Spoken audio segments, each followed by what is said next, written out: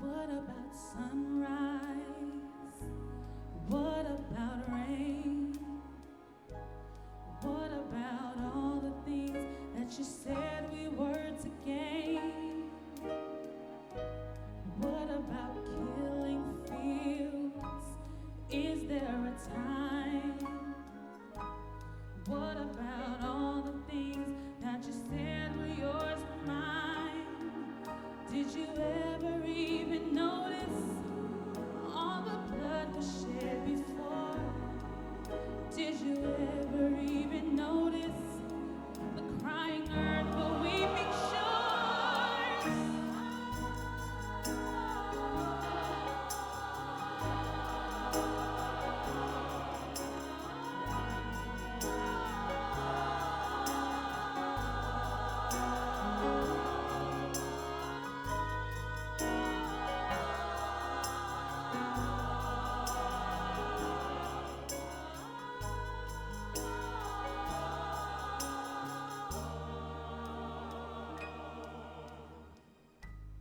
What have we done to the world?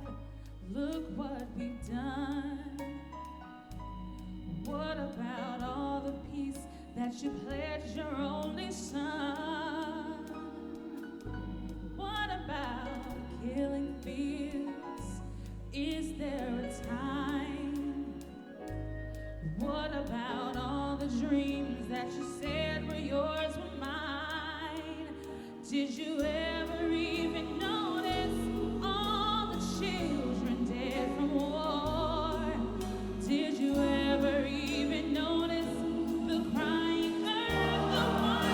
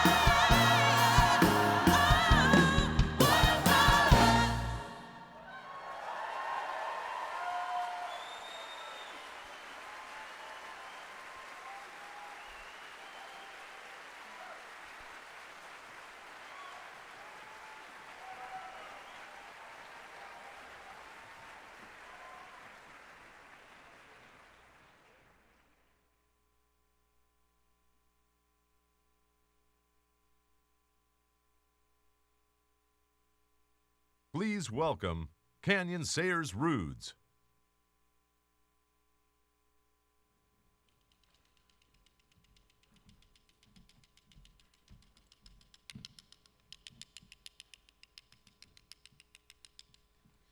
Mishmin Tuhis, Khan Rakat Canyon, Coyote Woman Sayers Roods. I come from Indian Canyon Nation and the Ramaytush Ohlone Association. Welcome to Ohlone territory.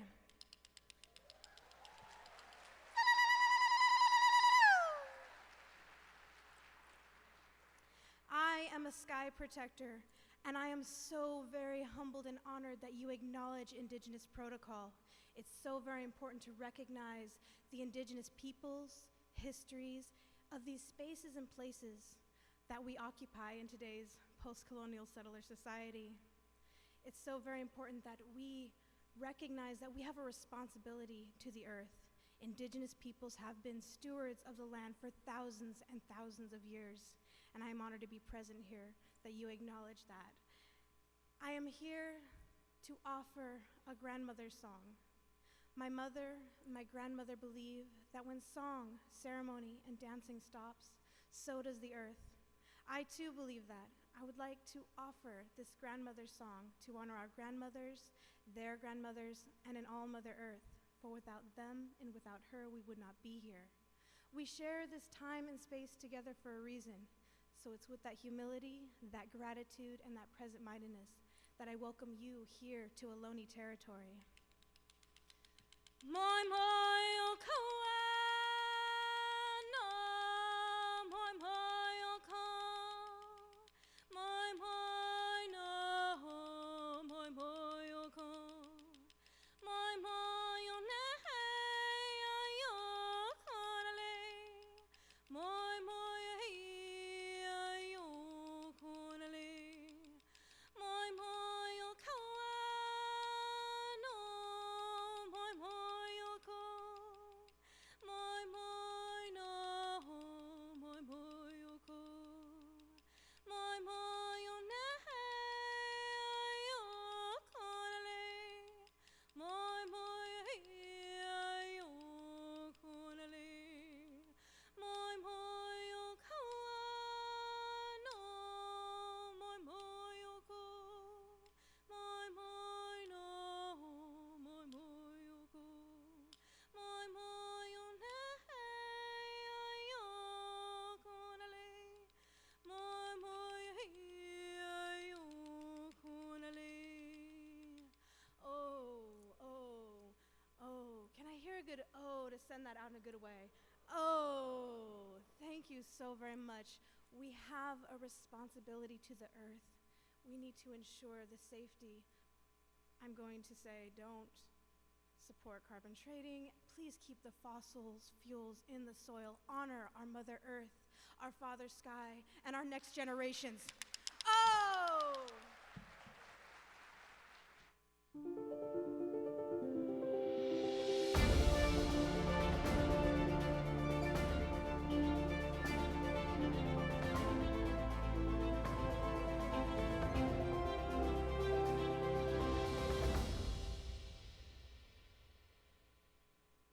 Please welcome our Master of Ceremonies, the Head of Communications for Bloomberg, Linda Douglas.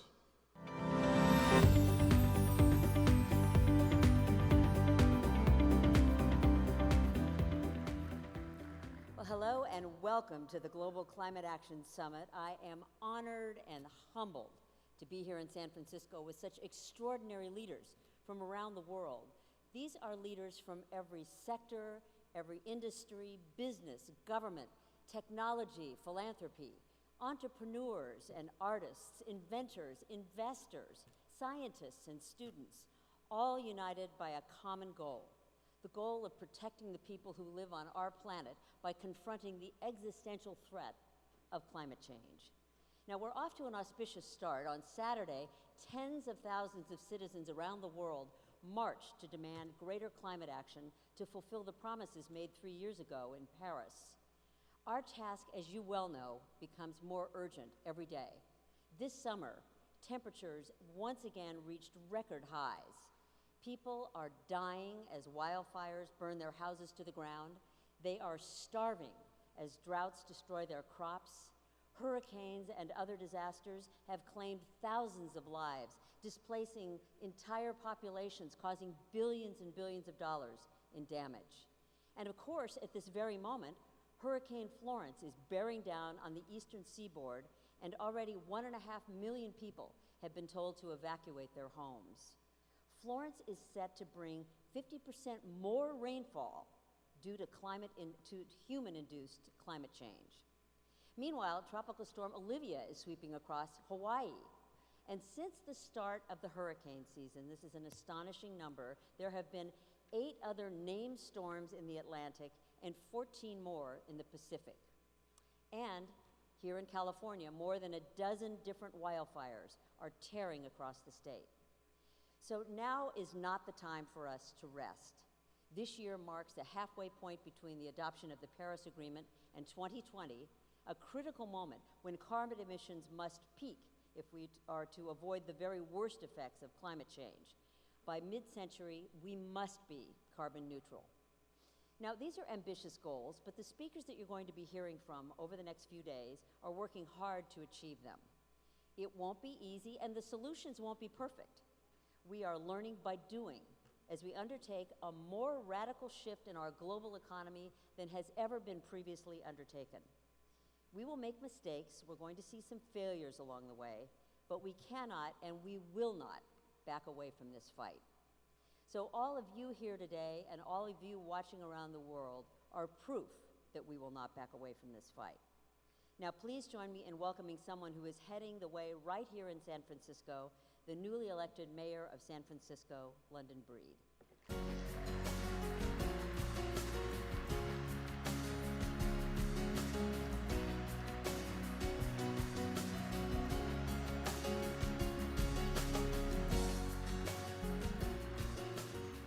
Hello, everyone. It is my distinct pleasure to welcome all of you to San Francisco for this incredible Global Climate Action Summit.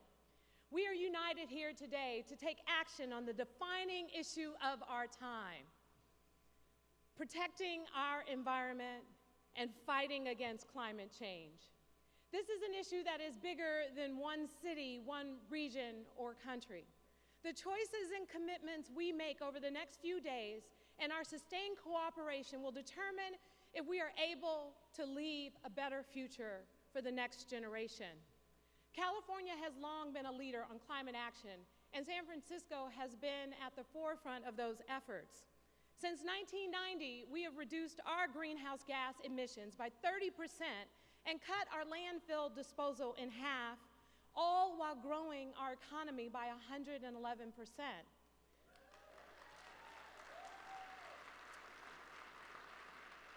We are proof that you can have a strong and growing economy while advancing ambitious environmental policies.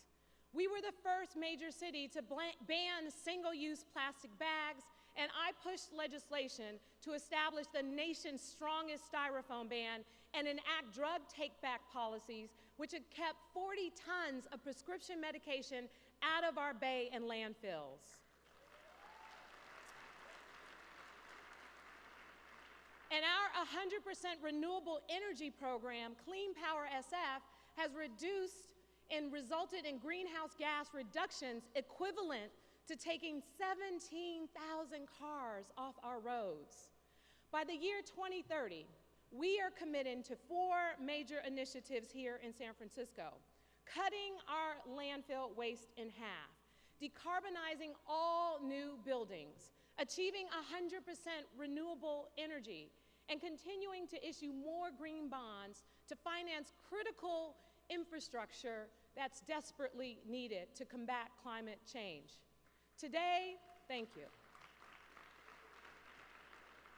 Today, I ask you to join us. The impacts of climate change are not constrained by borders, and our actions shouldn't be either. Let's send the world a bold message of action, unity, and determination. Together, we can go further to protect our planet and our people for generations to come. Thank you all so much for being here, and enjoy your time in San Francisco.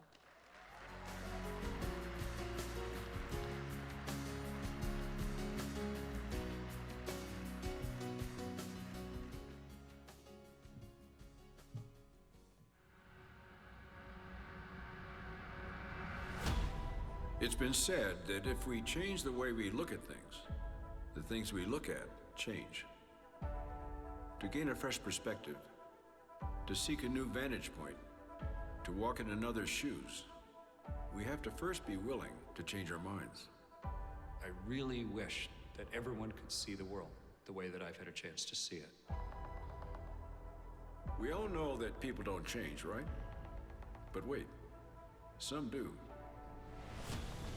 Astronauts are the chosen few of us who know what it's like to survive without the basic but vital comforts our planet provides. Their reward? A sneak peek at the big picture. When you're floating above the Earth, you see many different examples of how our desire for natural resources is changing the planet, and not always in a good way. Right now, humans are pumping CO2 into our atmosphere, and there isn't enough time for the Earth's air conditioning system to correct the problem. Launched into space at over 17,000 miles per hour, they look down and discover how rare, how delicate, how perfectly calibrated the Earth really is. Of all the changes that we're making to the Earth, I think it's changes to the atmosphere that we should be the most worried about. The planet is getting hotter. How much hotter? That depends on us. Those who have touched the void return with a global passport. Not an American, a Canadian, a Russian, an Earthling. Our rock, our planet, is important to us. It's special and it's unique because it's our home. We're all crewmates on the same ship. Now that's a new perspective. How connected and accountable we are to each other. And what a responsibility we have to take care of the only place any of us here will ever live. We can get a lot smarter because we can learn a lot more from the previous generations. When I was on the space station, looking back at the planet, it gave me a profound appreciation in what we take for granted. We may not all have the luxury of observing our world from among the stars, but a day is coming when the void of space may seem like a more hospitable option than a planet at war with itself and with us. Fortune may favor the bold, but wisdom seeks those who find power in humility. It just really gives you a sense of how special this place is where we live. So, do we have what it takes? Is it possible to give our astronauts an even better view from above? One that proves that here on the ground, we were bold, we were resolute, and we were willing? Willing not only to change our minds, but to change our world for the better. I'm Robert Redford. Welcome to the Global Climate Action Summit.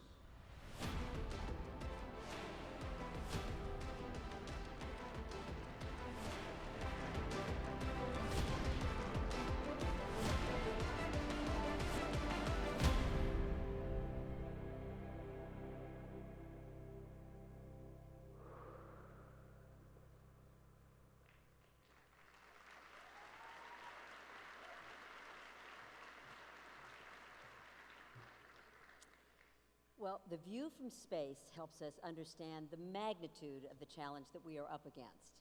But while our planet looks peaceful from above, for people in many parts of the world, climate change is a daily reality that threatens their lives and threatens their way of life.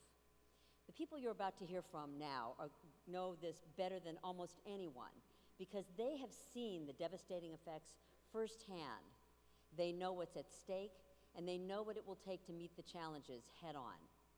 Our first speaker is a pioneer, the first female Prime Minister of Barbados. She is on the front lines of the fight to save her country and other island nations from the devastation of climate change. Please welcome Prime Minister Mia Mottley.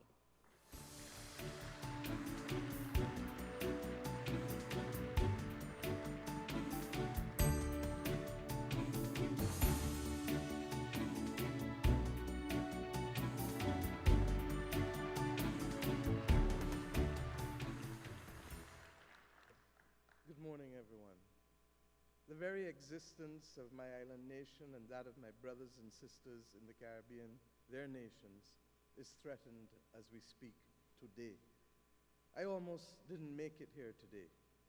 Indeed, as we speak, Tropical Storm Isaac is landing upon Dominica, St. Lucia, Guadeloupe, and Martinique. This is the fourth storm or hurricane in 3 years that is hitting Dominica as we speak. Barbados escaped the ravages of the 2017 hurricane season, the costliest on record in the Caribbean. A season with multiple Category 5 hurricanes in the same year. Unprecedented. It caused the utter devastation and complete evacuation of an island that has been inhabited for thousands of years. I refer to Barbuda. Unprecedented. And that's at 1 degree of warming.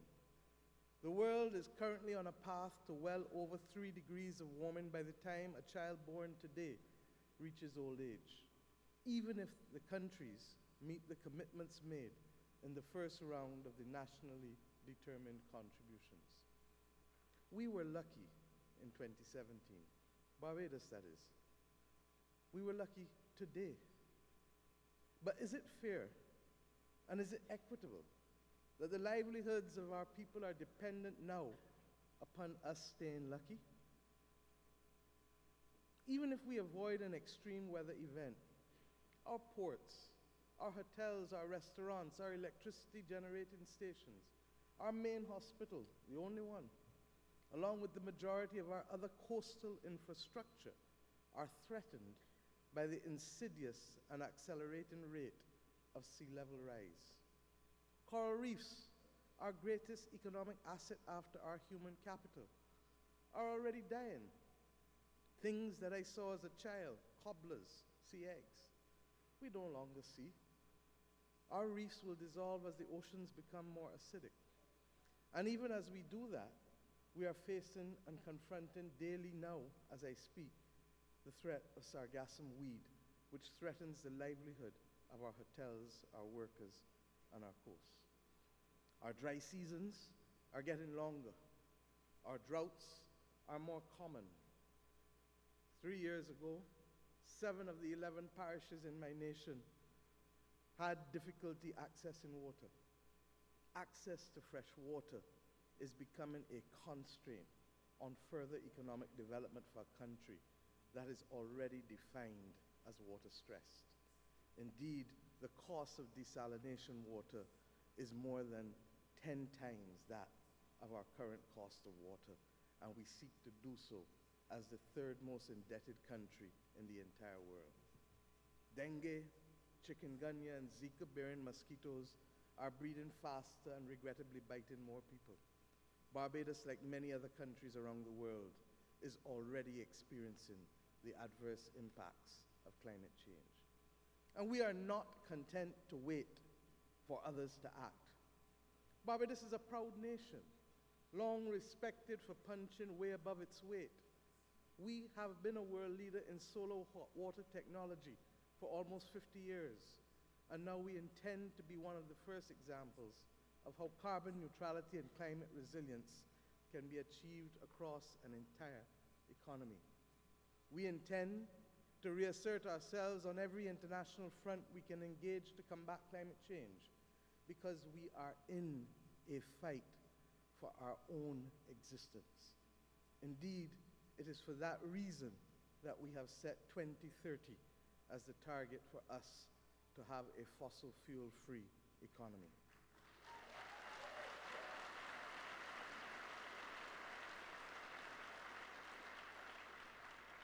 The world has lost, all of us have lost momentum since Paris in 2015. And although the rate of increase has slowed, we've not yet peaked our global emissions. But we must do so by 2020.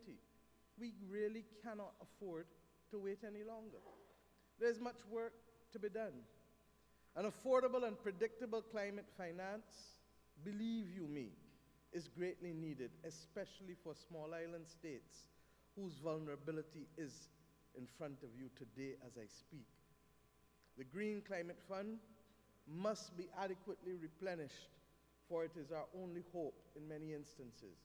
And access to these funds need to be streamlined.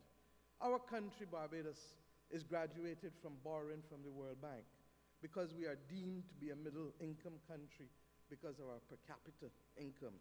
And yet, had that hurricane hit us today, our conversation and our reality would be completely different. But we relish simply to wallow in definitions made in rooms thousands of miles away from our reality. The agreements and goals that arose out of the week in Paris cannot be forgotten or cast aside. Not anymore. The next round of nationally determined contributions will seal our fate, for better or for worse. And to the citizens of the world I speak now, not to the governments. This is our battle. You see the evidence before our very eyes. We see it, we feel it. We don't have the power to change the small things that we do, always. But there's some things that we can change. We can change how we save water. We can turn off the tap each time we brush our teeth. We can change how we save energy. We can turn off the lights and the air conditioners as we leave rooms. We can change our oceans and ensure that which we put in it is not to pollute it, like straws and plastics.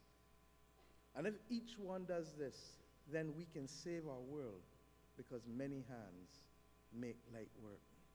With the technology today, we can see each other whenever and wherever we choose, across borders, across regions, across races.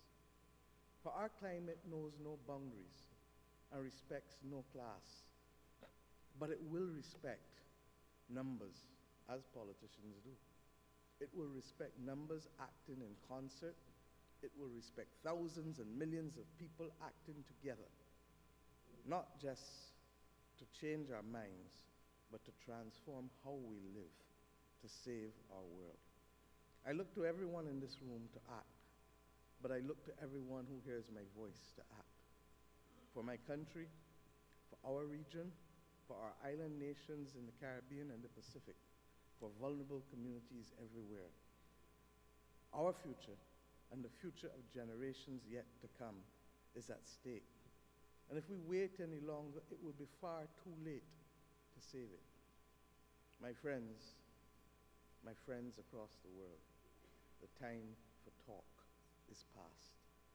This is truly the time for action. Not just the action of leaders and governments, but the actions of you, and you, and you, and you, and you, and me. Thank you. Blessings.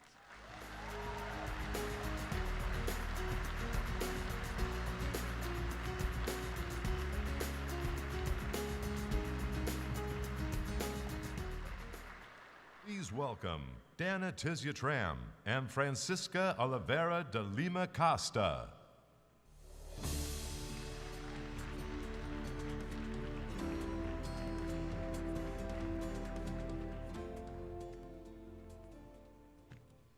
Olá a todos, é um prazer imenso estar aqui. Eu estou aqui trazendo a voz dos povos indígenas do mundo. Aqueles que não puderam estar aqui hoje presente nessa conferência tão importante, com tanta responsabilidade para com cada um de nós. Quero dizer a todos que nós, povos indígenas, sempre cuidamos da floresta. Se hoje existe floresta em pé, floresta tropical no mundo, é porque nós, povos indígenas, sempre cuidamos da floresta. Porque nós acreditamos que a floresta, ela é tudo para nós. E eu vim trazer um recado que se o homem não repensar o seu jeito de usar a terra, de usar a floresta, com as suas ambições, nós vamos sofrer muito ainda. O problema das mudanças do clima não é um problema só dos povos indígenas, do rico, do pobre, do grande, do pequeno. É um problema nosso, que nós vamos ter que enfrentar esse grande desafio. E aqui nós precisamos sair com compromisso firmado, com parceria séria. e incluir os povos indígenas nessa pauta, porque quem cuida da floresta somos nós que estamos lá, a população tradicional, quem estamos cuidando da floresta para o planeta, para o clima e para o mundo. O mundo está doente, mas ainda tem solução, se nós, o homem como um todo, puder repensar o jeito de usar a floresta. Vocês precisam olhar para os povos indígenas. Nós, povos indígenas, não podemos aparecer aqui só para fazer uma fala bonita, mas, na prática, as coisas têm que acontecer de verdade, porque nós estamos ajudando, nós estamos lá na ponta, mas nós é quem sofre as consequências muito mais do que vocês, com a perca da alimentação, com as mudanças do tempo, que vocês chamam as mudanças do clima, nós chamamos mudanças do tempo, mudanças de calendário. Nós precisamos unir força, porque está acontecendo isso, foi o próprio homem que criou. O homem criou esse dano. Empreendimento cria impacto. Grandes hidrelétricas, estrada, que vocês acham que é desenvolvimento, entre aspas, para nós é destruimento, é destruir a nossa floresta, a nossa vida. Então, eu trouxe essa mensagem em nome dos povos indígenas, com muita responsabilidade, e aqui fazendo um apelo para todos nós, porque todos nós estamos sofrendo as consequências e vamos sofrer ainda mais se nós não sairmos daqui com esse compromisso firmado e botar na prática para acontecer as coisas que nós estamos firmando aqui. Era isso que eu queria trazer, essa mensagem em nome dos povos indígenas do mundo.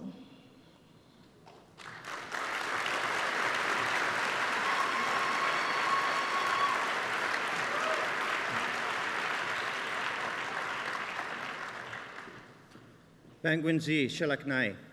My name is Dana Tija Tram, Bundak Wichin from Old Crow, 80 miles north of the Arctic Circle. My people's oral history, stretching back over 28,000 years, teaches us that we are intrinsically tied to the land, the air, waters, and animals. Today, the rights of my people to continue our ways of life are in jeopardy as never before. We face the dual-connected threats of climate change and the oil drilling that fuels it. Our sensitive region is warming twice as fast as the rest of the planet. The permafrost under our feet is melting while oil companies pump chemicals into it to prolong their operations. As it warms, the permafrost releases earth-altering amounts of methane and mercury. Now the sacred lands of my people, the pristine calving grounds of the largest land animal migration left on Earth, the porcupine caribou herd, are being eminently threatened by the same industry responsible for this warming. Without consulting us, the Arctic National Wildlife Refuge is slated to endure intensive seismic exploration beginning this winter as the first step in wholesale oil and gas development. Even the weight of the vehicles scar this sensitive landscape beyond recognition. These lands and waters are our very bodies, the caribou and migrating animals, our lifeblood. My people are committed to a future where fossil fuels do not ruin our Earth. In my village, we are constructing a solar farm of 2,000 panels, the largest such project in the Arctic North. This is just the beginning in reestablishing our ancient balance with our lands through sustainable technologies. But we cannot do this alone. The world must understand that none of us are separated from this planet, each other, or what is happening today. Respect for Indigenous rights is key to stemming and reversing climate change. That the disregard of our people is the disregard of this planet and even themselves. These are the teachings of my ancestors and elders, people who still remember these ancient truths. And for that, I give you thanks for listening today. Masit Cho.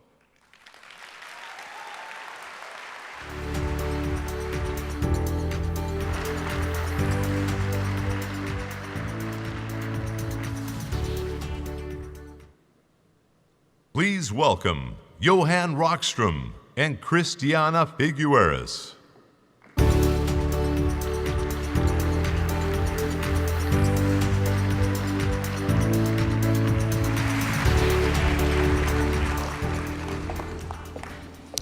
Hello, I'm Cristiana Figueres, and this is my very good friend, Johan Rockström. We're here not only to again welcome you to the Global Climate Action Summit, but we're here to tell you a story. It is a story of the journey that we're already on of exponential transformation, already evolving right there in front of us. However, before we start the story, why don't you tell us, why is exponential transformation actually necessary, Johan? It starts with the big picture. After 50 years of rising human pressures on Earth, we have reached a saturation point. We reached a point in 2018 where Mother Earth is sending social and economic invoices in the form of extreme events across the entire world, right as we speak, seeing in the front of us, causing tremendous impacts across the entire planet. The scientific message is very clear. Things are changing faster than we had predicted. The unprecedented, the largest ever observed forest fires in California, all the way to forest fires, droughts, and water scarcity and tropical heat, even in the Arctic, most likely connected to the slowdown of the Arctic vortex caused by the amplified melting of Arctic ice, influencing the jet stream, which is causing and locking high-pressure temperatures in Northern Europe, all the way to the droughts and temperature rise in Australia, leading to floods in Pakistan, the unprecedented floods in Kerala, with a need to reinvest in the entire state, all the way to unprecedented events from floods, droughts across the entire planet. We see the impacts in terms of warming oceans that are absorbing so much of our impacts, with now coral bleaching, acidification across all oceans on the planet, with 30% of the Great Barrier Reef, the world's largest coral reef system, having crossed an irreversible tipping point. This is the big picture that we're seeing in front of us today. But the even bigger picture is our 100-year journey. A 100-year journey where what was normal 100 years back and what was then the extreme events is now becoming our new normal, where we're seeing across all continents the rising temperatures leading to very significant impacts across the entire social and economic fabric that we all depend on. In fact, can you believe it? We've now reached 1 degree Celsius warming on planet Earth, the highest temperature on Earth since the last ice age. We are at a point, at the edge, where we need to start transformations. But there's an even bigger picture, which is the rising scientific evidence that the Earth system has only stayed below 2 degrees so far, thanks to the resilience of the Earth system. We have 50% of our greenhouse gas emissions taken up in oceans and land. Earth remains still our best friend, but we're learning that there are tipping points all the way from the risk of losing methane from thawing permafrost to the degradation of the jet stream, the thermohaline, whole energy exchange in the oceans. And we have so much evidence today that these tipping points are what regulates our ability to have what we so much depend on, a self-cooling planet, and avoiding crossing a tipping point when Earth would potentially move irreversibly towards a self-amplifying warming temperature. Just a few months back, we summarized this science from all the tipping points we have, from the risk of the Amazon rainforest flipping over irreversibly to become a savanna, showing that already at 2 degrees Celsius, we may be crossing a planetary threshold where we could enter an irreversible journey towards a hothouse Earth. So, Johan, are we condemned to a hothouse Earth? Well, the good news is that Earth remains resilient. It's still dominated by self-cooling feedbacks, despite our unsustainable behavior across all sectors in society. So we still have the opportunity of transforming towards a decarbonized future well below 2 degrees Celsius, aiming at 1.5. The Paris Agreement has unprecedented scientific support. The pathway we need to follow when translating Paris is very clear. We need to bend the curve of emissions no later than 2020, in 2 years' time, and then following a pace of decarbonization, roughly a 67% reduction in emissions every year, which translates to a Gordon Moore-type innovation pathway that we've called the global carbon law. If we can cut emissions by half every decade, we can take us to Paris, and that this is the transformation pathway that can take us to the decarbonized world economy by 2050.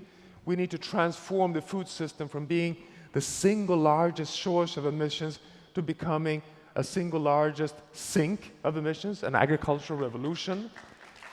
We need, whether we like it or not, we need to recognize the need to have carbon capture and storage and biological capture and storage, but we also need to maintain the carbon sinks in natural ecosystems. And all of this, dear friends, if we can decarbonize according to the carbon law, transform food systems, keep resilient ecosystems, we have a 66% chance of staying under 2 degrees Celsius. This is a global transformation. It is an exponential journey. So let's just understand what exponential actually means, because frankly, we're not used to thinking exponentially, right? So if I take more or less 37 steps in a linear fashion, that will be the length of this fantastic stage, more or less. 37 steps linearly. Now, if we think about these steps in exponential fashion, and we think actually we're going to be exponential by 2, so then we would take 1 step, then 2, then 4, then 8, then 16, then 32. We get the picture, right? You can do the math as well as I. Well, you have fundamentally different results. So if we start here today, and we take 20 exponential steps, we will be in LA. If we take 23 exponential steps, we will be in New York. If we take 26, we will be back in LA because we have gone all around the planet. If we take 30 exponential steps, we will be on the moon. And if we take 37, we will be on Mars. That is the difference between linear and exponential. That is the difference between linear progress and exponential progress when we think about climate change. So from Mars, let's come back to Earth and see, are we actually on an exponential path? Well, Johan and I would like today to put forward that we actually are on an exponential path, at least in some sectors. Let's begin with what we have seen in renewable energy. There we have definitely seen 10 years ago, let's be frank, renewable energy was a boutique operation. But now with the growth of both solar and wind, we have gone to a doubling of renewable energy every 5.5 years. That means if we continue that trend, exponential trend, we will actually be pretty safely, even discounting for all the challenges that we're going to have, we're going to be pretty safely at 50% renewable energy by 2030. Something that would have been unthinkable just 10 years ago, and definitely the evidence for exponential progress. Now let's look to the latest exciting news that we all read in newspapers every day, which is what is happening in electric vehicles. Quite exciting. Frankly, 10 years ago, electric vehicles were science fiction.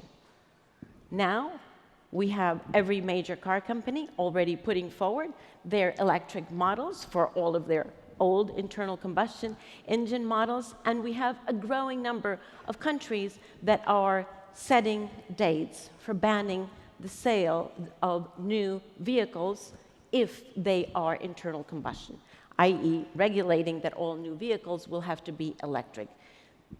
Currently, the uptick in electric vehicles is actually following market path. But once these policies come into effect, we will have electric vehicles in the market following an exponential path just through the combination of market forces and policies. Then we have, let's look at the green finance sector, a very exciting sector, just on green bonds. Now let's remember that we know that in order to transform the global economy, we need to invest at least $1 trillion every year into green infrastructure. And just on green bonds, one of the financial instruments, where have we gone? We have gone from where we were, practically unheard of instrument, certainly 10 years ago, to now already an exponential curve, which if followed up until up until 2021, we will be at $1 trillion just with green bonds.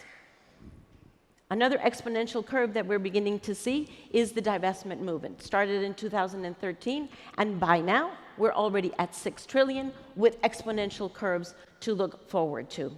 And then carbon pricing, yet another financial instrument to accelerate low carbon economic growth.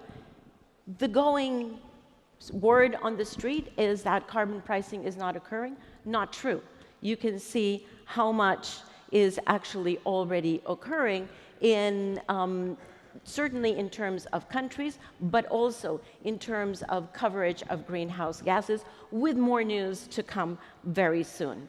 So across the green finance sector, with different instruments, with different takes, we are starting to see the exponential curve moving forward. That, of course, means that companies are now able to take science-based targets, and we have there, again, an uptick in companies taking science-based targets, which means zero net by 2050. And stay tuned for a very exciting announcement that will come today that will take us beyond where we are right now at this moment of 476 companies. All of this together means that countries are actually able to peak emissions. And by 2020, we know that we will have 53 countries who will have been able to peak their greenhouse gas emissions while increasing their GDP, i.e., we are beginning to disassociate the two curves of economic growth and GHG growth, which is exactly what is called for in the Paris Agreement. So, Johan. Where are we heading? I have to be frank with you. Hold on. I have to be frank with you because everything that I have said is all well and good, but it only covers a few sectors, right? So what happens with the other sectors? Well, you know, it's almost like it puts us in a point of schizophrenia because there's never been reason to be so nervous as today, based on the scientific necessity, but there's never been so much reason to be hopeful, given the exponential rise of journeys in the right direction that we're seeing. So when Hurricane Florence is now about to hit North Carolina, and we know that this is very likely actually associated, and it's an unnatural path due to the weakening of the jet stream, we also see all these positives. What we are releasing here today is for the first time the Exponential Climate Action Roadmap, building on the empirical evidence that you just presented, Christiana, and looking at the next 12 years. What is the roadmap and opportunity we have to cut emissions by half by 2030 over the next 12 years, following the global carbon law that can take us to Paris? And this maps out, with the best evidence we have, the 30 solutions which are scalable, which are potentially beneficial both socially and economically across all sectors in society. This covers the whole transport, energy, buildings. It is a careful walkthrough of all the mapping that have been done from private sector, from policy, from countries around the world, to see what is realistically achievable, wedge by wedge, scale by scale. And what we find is that, yes, we can reach 50% electricity coming from solar and wind by 2030 on the current trajectories. And most excitingly, perhaps, is that when we come at food consumption and land use, we even hear, which is the dark horse, as we all know, that the final battleground, whether we'll reach Paris, is not only about decarbonizing the energy system, it's also about a transformation to sustainable and healthy food systems. And then even here, the solutions are in place. We have the technologies and we can succeed. Minimizing food waste, investing in sustainable intensification, recycling resources, getting new energy balances in our ecosystem management and landscapes. This just shows that we are on path to success. So to support this transformation, this exponential transformation, as you know, all nations came together in 2015 in Paris and agreed to a common path toward the decarbonization of the global economy. We, in the meantime, have taken that path, and we are building the moments between now and 2020 to ensure that we're keeping track of the exponential progress that we're seeing, and in fact, increasing that exponential progress. But 2020 is only 2 minutes from now. And over the next few months in preparation for 2020, when countries must come together again to assess what they have been able to do, what the private sector has done, what investment has done, what technologies have moved forward.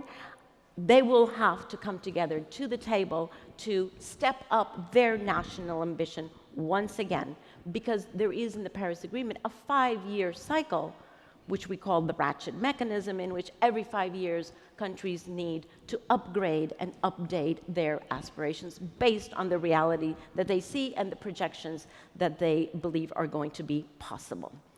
2020 is the first year in which these countries must come to the table and increase the ambition, but it is also the year in which science has told us it is the very last moment that we have to actually be able to bend the curve of emissions, which currently is still increasing, bend the curve of greenhouse gas emissions, and begin the radical descent that we must follow in order to stay safely under 2 degrees.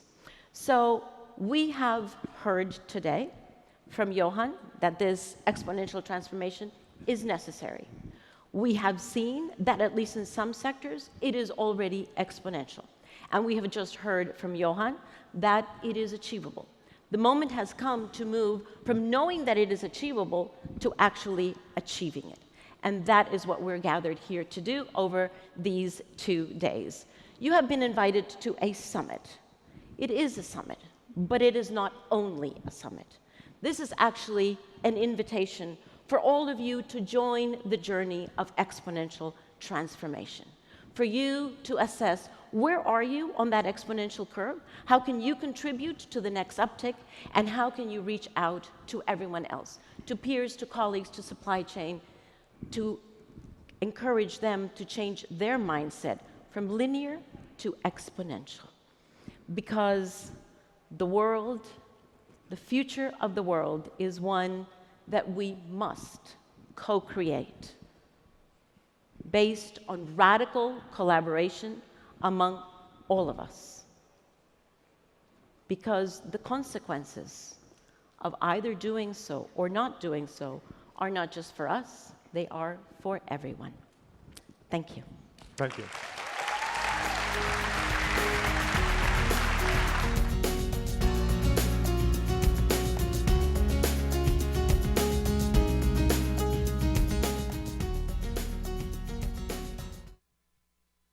As host mayor of the 2015 Paris Agreement, she helped bring together leaders from cities, states, business, and civil society to strengthen that historic deal. Today, she represents not only her own city of Paris, but a coalition of 96 cities that are home to 700 million people and 1/4 of the global economy. Please welcome Mayor Anne Hidalgo.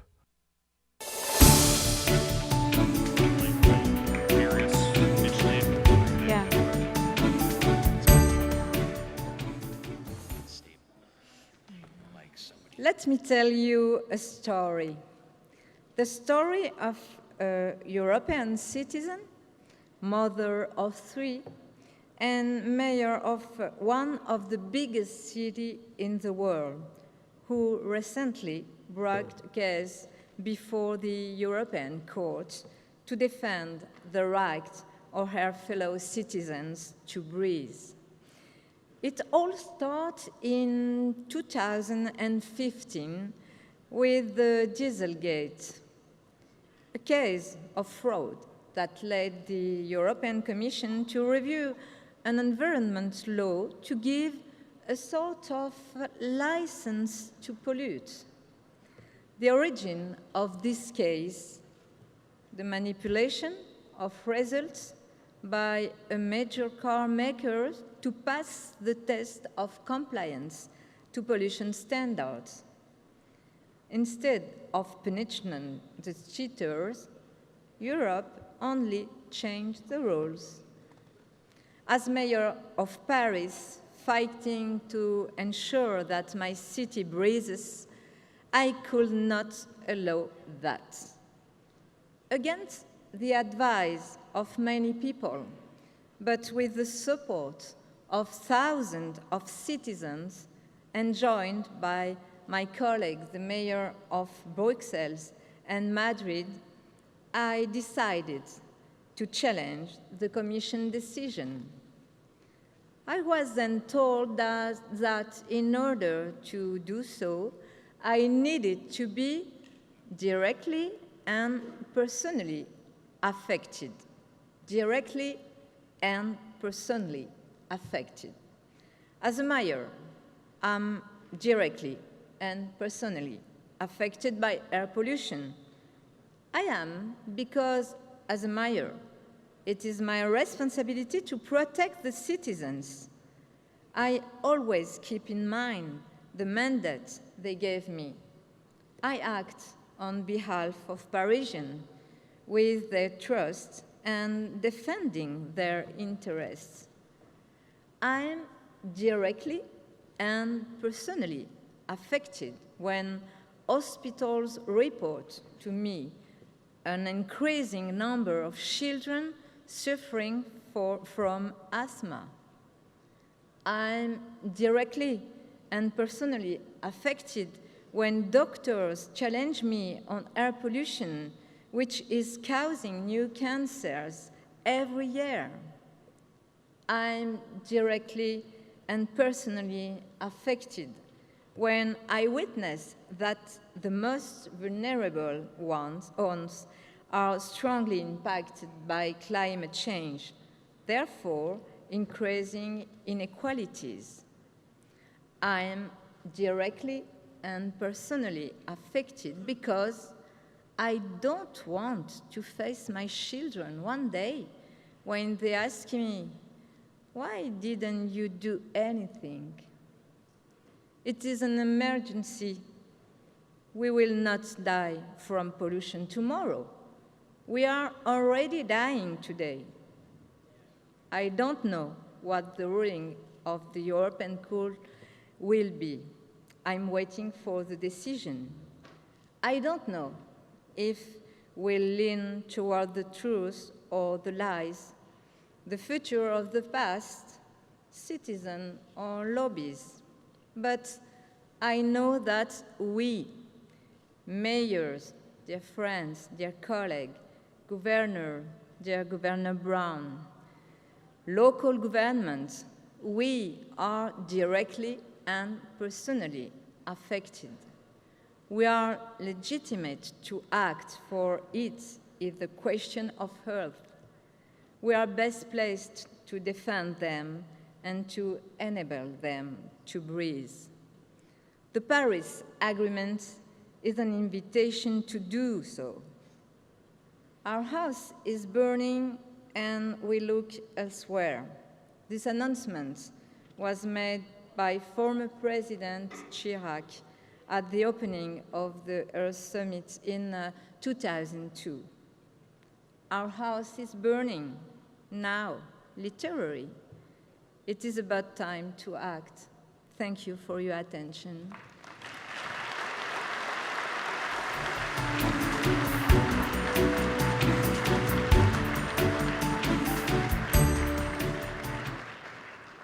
Please welcome anchor and executive producer, Bloomberg Technology, Emily Chang.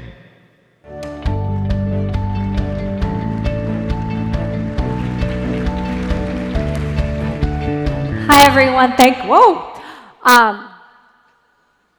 That's better. Thank you so much for being here today.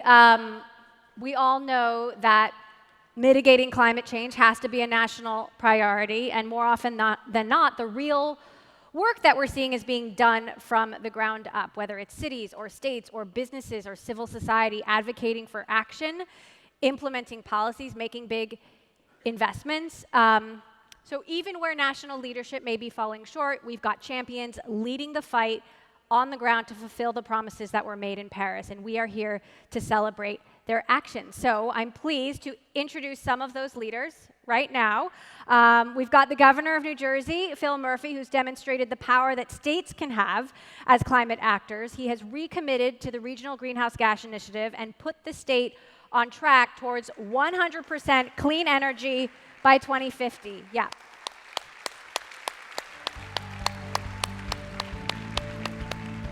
Hanna Gronkiewicz-Waltz became mayor of Warsaw in 2006, and since that time, she has championed new programs to make Warsaw a green metropolis, including revamping their transportation network. And Poland, of course, is going to be the host of COP24 this December. I know a lot of you will be there.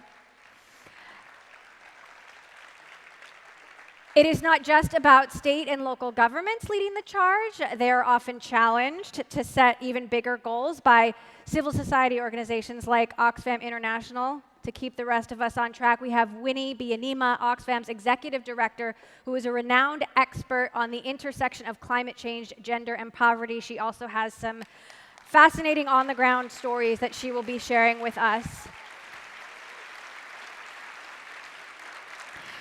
And companies around the world are starting to understand the importance of these issues too and take action. So really excited to have Kevin Johnson here, the CEO of Starbucks.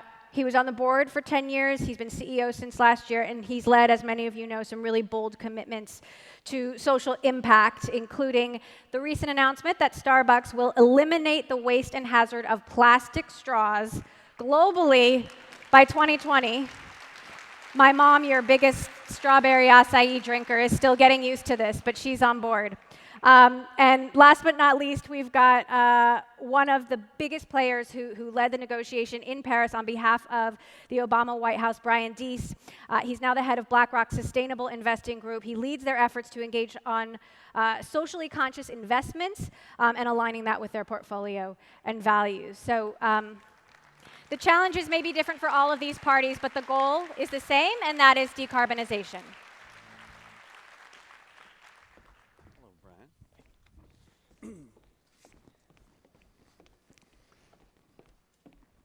All right. So Brian, I thought I would start with you, since you were there on the ground in Paris, leading, an important player in leading the negotiations for the Obama administration. What was your reaction to the current administration pulling out, and what do you think the real impact of that has been? Well, I think that there is a certain physics to politics. And so, as inexplicable as that decision was, I think for people around the world, and particularly for people who worked closely on it, what I think is equally or more notable is that action has had an equal and opposite reaction. You've seen that by countries around the world. If you took us back to Paris and you asked us, where would we be 2.5 years in with this sort of global compact on climate change, if you could predict the unexpected events like Brexit and like the election in the United States, I think you look at where we are today and be quite optimistic that every country, every major economy outside the United States has not only recommitted to the Paris Agreement, but committed to the idea that what Paris stood for is irreversible. We see the action that's happening at the state and local level. And we see that in the investing world as well. Asset owners in the last 18 months have increasingly been interested in these set of issues.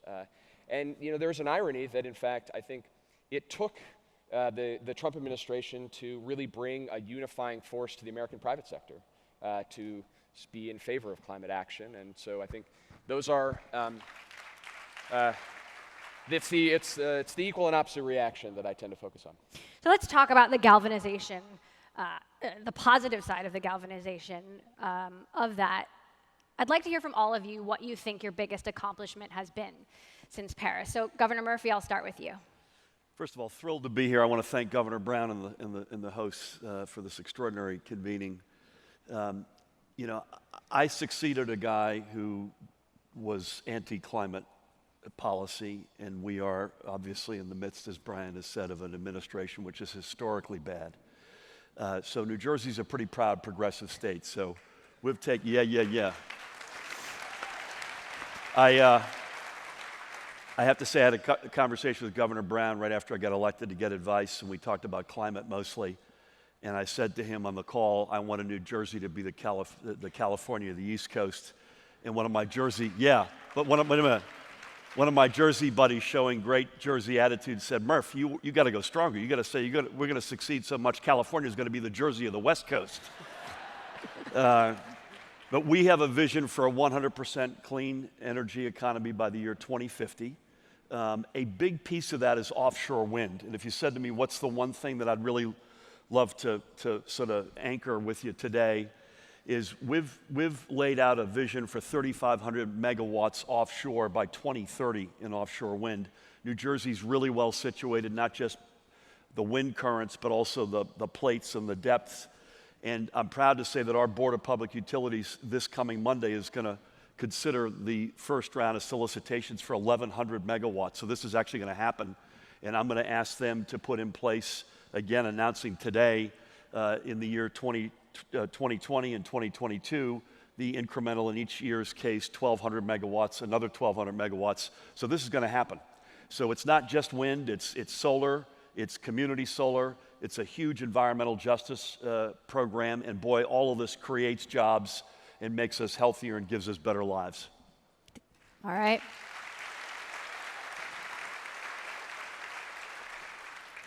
Mayor Gronkiewicz, cities have a huge role to play here. You know, talk to us about the role that Warsaw is playing, and you also have something to announce today. I think that in the case of Central Europe, especially these countries which are after communist period, we started quite late comparison to the developed world, because I can say that in realistic terms we started to think and to elaborate and to face the challenge of change of climate when we became the member of the EU, which in the case of Poland is 2004. And I think that the cities and the mayors, they play a very important role. I should confess that even stronger than the government, and we do our job. What I mean by doing our job, I mean we change the buses, we introduce electric buses, we change the tramways, we are constructing subways. It's the case of Warsaw. Because of different history, as I mentioned already in the beginning, we started a little bit late. But we are very much determined, and what is the most important in our case, I think, is the education and the awareness of the subject of the issue. So you have to educate the schools, the children, students, they should know what's going about, yes? Fortunately, in our case, we have education on the high level. This was the one thing which was important in the previous system and very much highlighted. And so it's going not so bad. But what is also important, we coordinate different stakeholders. These are also universities, business. We have a special arrangement with the Polytechnic School in Warsaw, with Warsaw Economic School. We are working at the moment for the air pollution monitoring. So this is an example. What is also very important is different events, and I can show. We have, for example, Partnership for Climate. We have Picnic with Climate. Many people come. Also, and because they like picnic, yes? So you have to find a way to the people, to the public. Also Energy Days, and also Annual European Mobility Week. And I'm always doing this week check by the media if I go by bus, if I go by train, if I go by car. So this is the action which we undertake, just to make people more and more aware with the issue. And but what is for us important, apart from our task and activity among our committees? I give you one quick example. For example, we have so-called participatory budgets. It means people, they get some money, they can do what they want. And now they decided that this one of the group in one district, that they would like to have more monitoring of air pollution. So it was their own decision.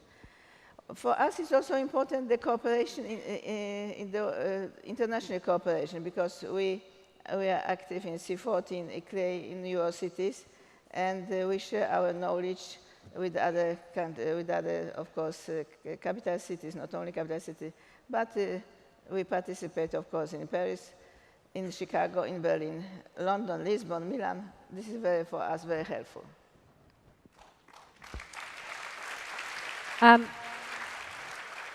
Now, Winnie, you do a lot of your work in the Global South, where a large percentage of global emissions are projected, and I'm wondering if you can share with us some of the dangerous and disastrous impacts you are seeing on the ground, and talk about what we can do to act more aggressively.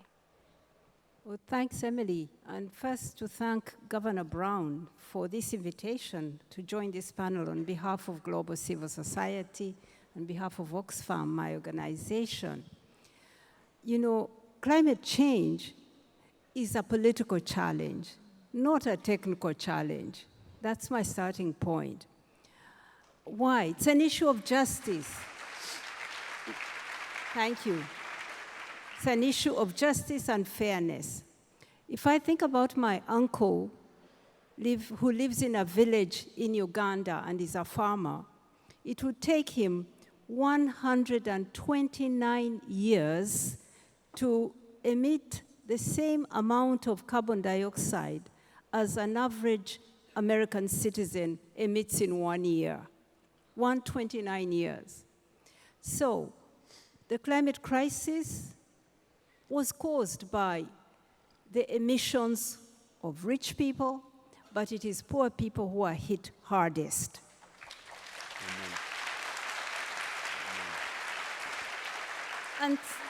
And so, what excites me is really that we're seeing that in spite of that, the pendulum of climate action is swinging towards developing countries. They are not just sitting down watching, they are acting. Here are some examples.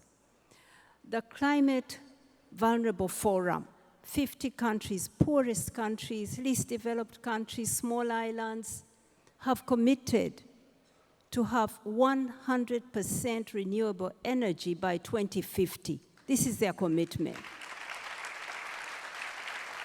They are holding a virtual climate summit in November. That's leadership. China and India today, their investment in renewable energies is the highest world over and is rising fastest. That's China and India. South Africa is among the top 10 countries that are deploying utility-scale solar power. South Africa. So that's leadership. And so I'm optimistic, but I also know, as the scientist said here, that we need to do more. It's simply not enough. And that's why we at Oxfam are now calling for an end to the use of coal worldwide. Yes. Yes. We are saying that there shouldn't be another coal plant installed in the world today, and that the existing ones should be phased out as fast as possible. That's our position on coal. We've done an estimate, my last point, we've estimated that for every dollar invested in coal in Asia, that dollar will cause $10 of climate change damage in that region alone. Yep. So what do you call that? You call it economics of self-harm. We can't do that. So we're calling for the end of coal. We are excited about the momentum that has been generated because climate change is a political issue. It's an issue of people power. We need people power, and that's why we're so excited by the marches. Thank you. So, Kevin, Starbucks has a lot of constituencies. Obviously, you've got coffee growers, you've got customers who love their straws, you've got shareholders. How do you balance where to invest your time, your energy, and your money towards sustainability, given that you are a for-profit company with all of these obligations? Well, first of all, it's a privilege to be here today. And as you point out, what would a publicly traded company like Starbucks be doing at a conference like this? Well, certainly, as we've grown over the decades, we now have nearly 29,000 Starbucks stores in 78 countries, over 330,000 Starbucks partners who proudly wear the green apron, serving 100 million customers a week. And we are a company that, in the fabric of our mission, our culture, and our values, is the belief that the pursuit of profit is not in conflict with the pursuit of doing good. We are a company that started a journey years ago where one of our social impact pillars is sustainability. And we're a company that has put a stake in the ground that is working to make coffee the first sustainable agricultural product in the world. We're doing that in partnership. We're doing that in partnership with the public sector and with NGOs like Conservation International, and we're working on behalf of coffee farmers around the world to make coffee a sustainable agricultural product. We've extended that to provide greener cups in our stores. And we've made announcements. We introduced a recyclable cup years ago, but we realized that many municipalities can't afford or don't have the facilities to recycle all those cups. And so earlier this year, we announced the Greener Cup Challenge in partnership with the World Wildlife Foundation and the work that we're doing in partnership with closed loop partners to find new solutions, innovative solutions that we will open source to all. We then built upon that over the years, where we have built more LEED stores than any other business in the world. We've woven LEED criteria into our store development process, and we've taken it not just within the United States, but we've taken it around the world. And so you put all that together, sustainability is one of the pillars of our social impact agenda. And we're here today to announce how we're going to extend our commitment even further. Tell us. Well, today we're announcing that in addition to the journey that we've been on, we now have launched what we call a greener store framework. In addition to building stores with LEED criteria and LEED certification, we're now extending it to how we operate those stores. Things that really focus on renewable energy that's used in our stores, water stewardship, the things that we're doing to better manage and reduce waste. And it's all driven with the aspiration to be the #1 company in the world with a sustainable platform from origin, working with farmers, the entire supply chain, to the stores and the actual end product that we deliver. And so we're very excited about the opportunity that brings. All right.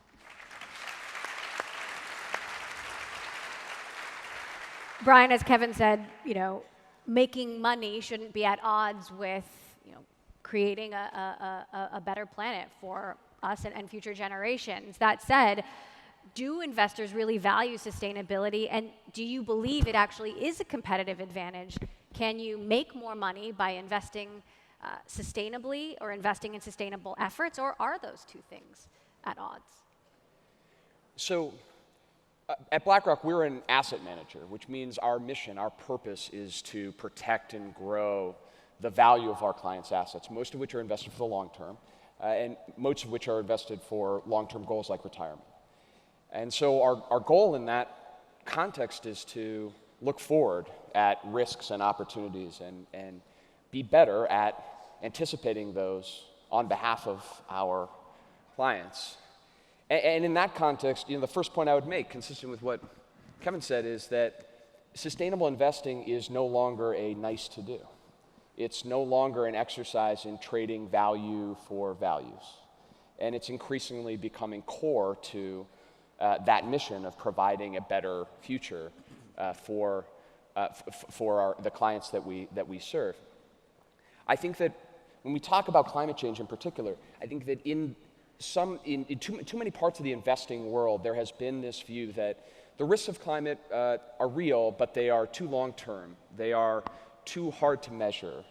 They are too uncertain to really build into an investment strategy. And I think that the second point I would make is that the facts and the data have well made that view obsolete. And so I think that the opportunity and the responsibility on all of us in the investing community is to up our game and to get better at understanding those risks, measuring those risks, pricing those risks, and then using them to deliver better outcomes. And at BlackRock, we're committed to doing our part on that front. And so, we're doing a number of things. First, we engage directly with companies that have the most material risks associated with climate change. And we expect them to both disclose those risks and have a plan to address those. And we sent letters to 120 of those companies this year to ask them that the Task Force on Climate-Related Financial Disclosure put out a framework. What are they doing to put that in practice in their own companies? Second, we can build in the cutting-edge physical risk data about climate change into our own investment processes. And we believe that the data and the science has accelerated to a point that we can provide a much clearer picture, not just at the city level or even the street level, but down to the individual structure level of what those risks are. And we can connect those back to the assets that we own, the securities that we own. That makes us better investors, but it also has the impact of driving change throughout the investment ecosystem, the insurance ecosystem, if we more effectively price those risks. And third, from an investment perspective, climate change is not just about risk. It's also about opportunity. You listen to what Kevin's doing. Kevin is finding commercial opportunities to try to reinforce the Starbucks purpose by putting his money where his mouth is and your company's money where your mouth is. And so we believe we can more effectively deliver for investors a holistic view of, are companies ready for this low carbon transition? Are they prepared to capture the opportunities as well as mitigate those risks? And then allow investors to align their capital with companies that are more prepared for the low carbon transition. They can do well by doing good. And the last thing that I would, the last thing that I would say is that ultimately, as a investor, the other big opportunity that we can't ignore is the capital needs to transition the world's infrastructure to a low carbon world. That the energy infrastructure and the transportation infrastructure globally need to transition. And we at BlackRock we've invested $5 billion into renewable wind and solar assets, and we are committed to seeing the challenge of the capital that needs to flow, not just into wind and solar, but into the global low carbon infrastructure transition.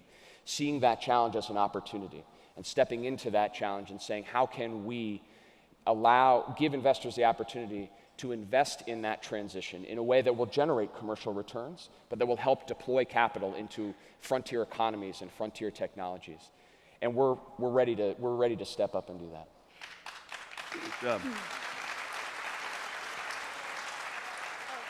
Governor Murphy, we've got another hurricane barreling towards the East Coast. It took New Jersey a long time to recover from Hurricane Sandy, and there's a belief that climate change made the hurricane more powerful. There were big economic losses there.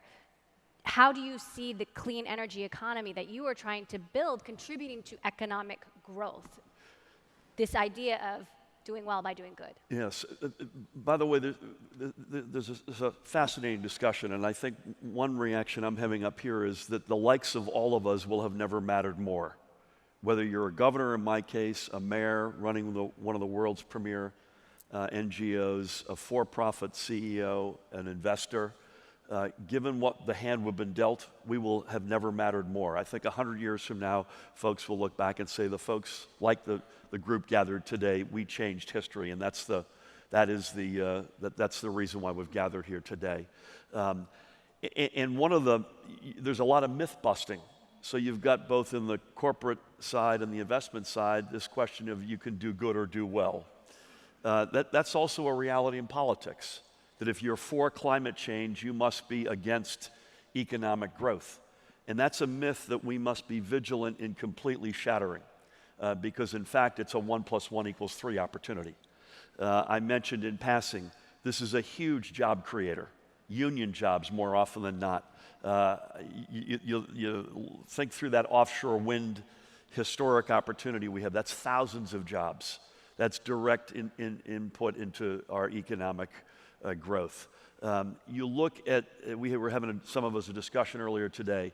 Look at the health disparities that we have. Winnie made the very compelling point that the poorest among us pay the biggest price.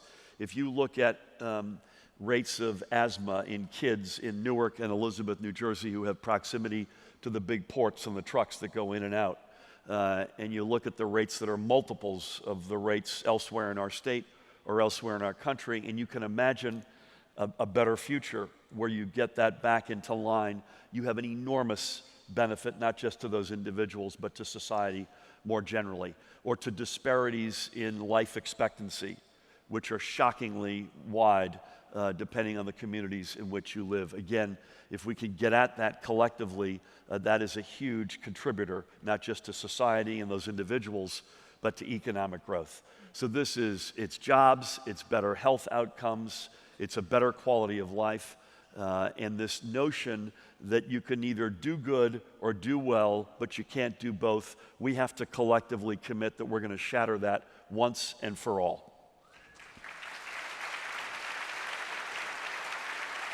Now, clearly this is something that we're all going to do together, whether it's the investment community or the government or cities or civil society or corporations. So what is the one thing you will do, and I'll have our last three panelists here answer this question, how do you see committing to work together with other organizations, with other constituencies to get to this end goal that we all believe in?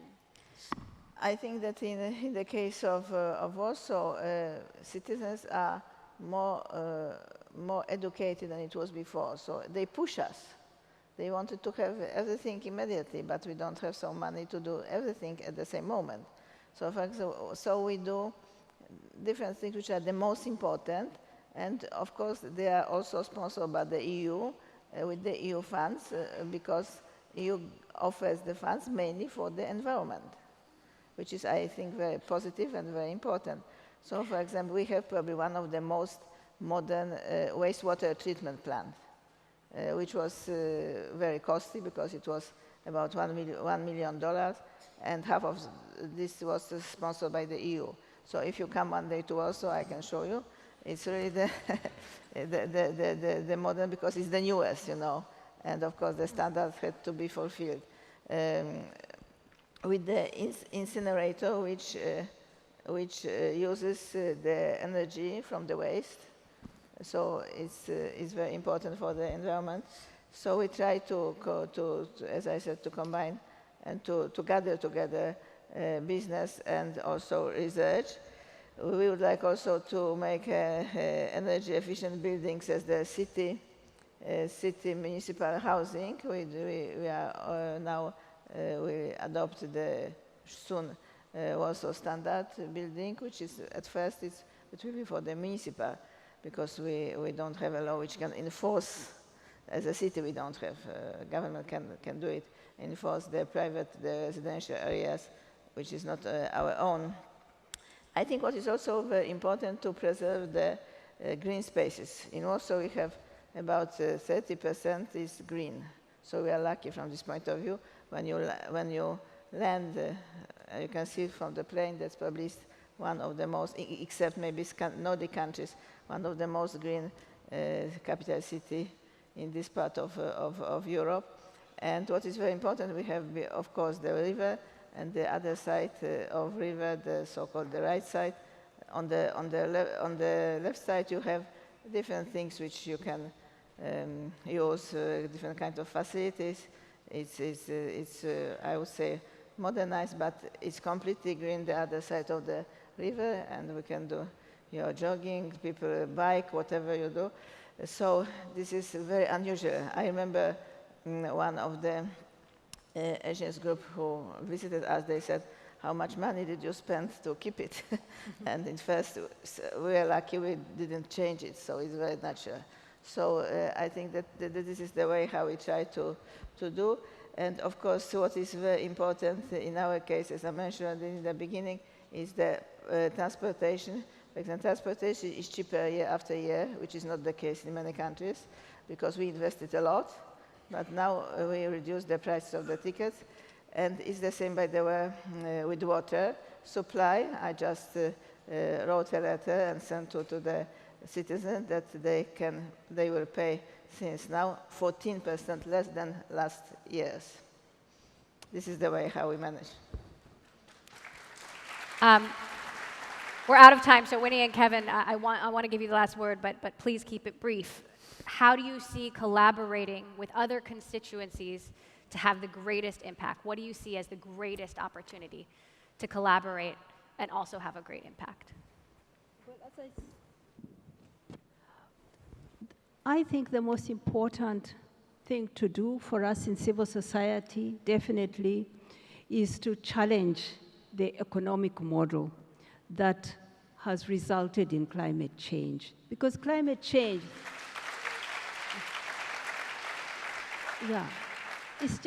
it's one symptom of a broken economy.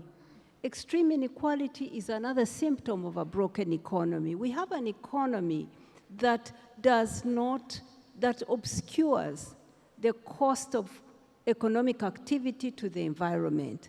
And the same economy also hides the contributions of ordinary people, particularly women, of caring for children, caring for people, caring for the sick. That is also not counted in the economy.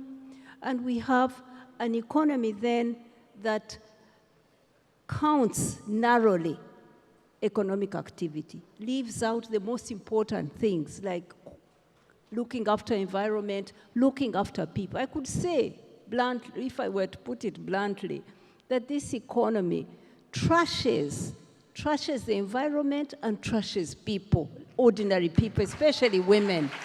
So for us, the most important thing will be to work with business people to look for alternative models that share value with ordinary people, that rely less on fossil fuels. It will be to work with governments and cities to look for ways to support ordinary, poor, vulnerable people to adapt to climate change. It will be about going on the streets and demonstrating people power so that politicians can organize our economies differently. So I hope you'll join us on the street. Wear a T-shirt and we all put on our T-shirts and go to that house, you know the one I mean. Kevin, there's the challenge. Look, how does Starbucks rise to it, and how should other companies? I'll just build on Winnie's comments. I think, look, if you look at this problem on a global basis, it can be so overwhelming that it can become discouraging. If you look at this problem through, your silo, you could say, what can I do? The only way to look at this problem, in my opinion, is say, am I partnering with other like-minded public sector, NGOs, and businesses to make progress? And it is that progress, momentum will build momentum, and optimism is a force multiplier. And so the work we do in partnership with NGOs, with public sector, with other businesses to, around sustainability is the only way that I think we can solve this problem. All right. Well said. Thank you to all of you for the work you're doing, for being here. Really appreciate you sharing your thoughts today. Thank you.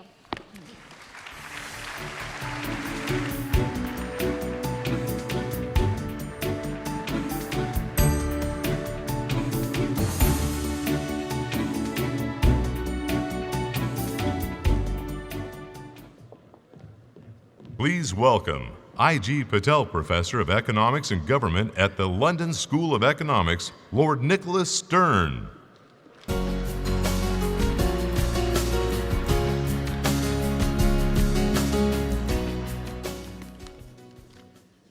Thank you.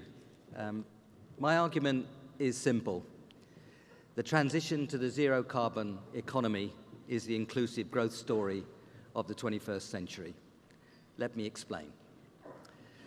The world economy must grow over the next 15 to 20 years in order to overcome poverty. To avoid dangerous climate change, that means implementing the Paris Agreement, emissions must peak as soon as possible and be cut by at least 30% in the next 15 years. Otherwise, we risk halting and reversing economic development and forcing hundreds of millions of people to move, with real risks of severe and extended conflict. Thus, it is clear that we need a new type of growth if we're to radically reduce carbon and move to net zero emissions as close to 2050 as possible. And we're in a hurry to establish this new type of growth because infrastructure will double in the next 15 years and the world economy will double in the next 20. We must not lock in old and dirty technologies. The good news, as we lay out in the new report by the New Climate Economy, is that the transition to the zero emissions economy is the growth story of this century. This is a still stronger statement than the case made in the Stern Review in 2006 that the costs of inaction exceed the costs of action. We can now see a bigger story, one of innovation, discovery, investment, and growth. And it's a much more attractive form of growth, with cities where we can move and breathe and ecosystems that are robust and fruitful. The report sets out what we must do in 5 key sectors: clean energy, smarter urban development, sustainable land use, wise water management, and the circular and resource-efficient economy. And it sets out the policies that can deliver both growth and the necessary emissions reductions. First, price carbon and mandate carbon disclosure. Second, accelerate investment in sustainable infrastructure. Third, foster private sector innovation. And fourth, ensure a just transition with people at the center. The benefits are many, as the graphic behind me shows, including not only stronger growth, but also 65 million jobs by 2030. That's what inclusive means, or one of the things that inclusive means. But delay is very dangerous. The new growth story is in our hands. Now is the time to decide, to act, and the time for leadership. But to get global results, we know that action has to happen from the ground up. That's the story of this summit. And to look at this in more detail, please welcome Director of Data-Driven Yale, Dr. Angel Xu. Thank you very much.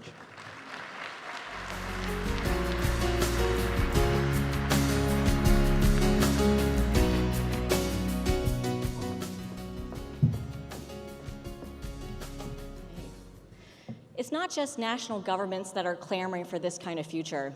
Non-state actors, cities, states, and regions, and companies are setting their sights just as high, and often even higher. Many cities and companies have pledged to limit their emissions to support the goals of the Paris Agreement. Added all together, our latest findings show that these thousands of city, state, and region and company pledges are leading to measurable emissions reductions in the order of 1.5 to 2.2 gigatons of carbon dioxide equivalent over national government policies in 2030. This is roughly equivalent to double Canada's yearly total emissions.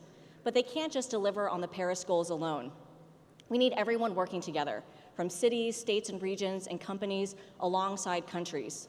Reaching this full potential of emissions reductions is possible if all of these actors achieve their ambitious reduction goals across all sectors. Global emissions could fall by 1/3 in 2030, putting the Paris Agreement goals closer within reach. Particularly in the land use and the non-energy sectors, there is so much untapped potential that we could harness. So the next step is to scale up our commitments and enlist the full support of national governments. Every one of us has a play to make these commitments a reality. Thank you.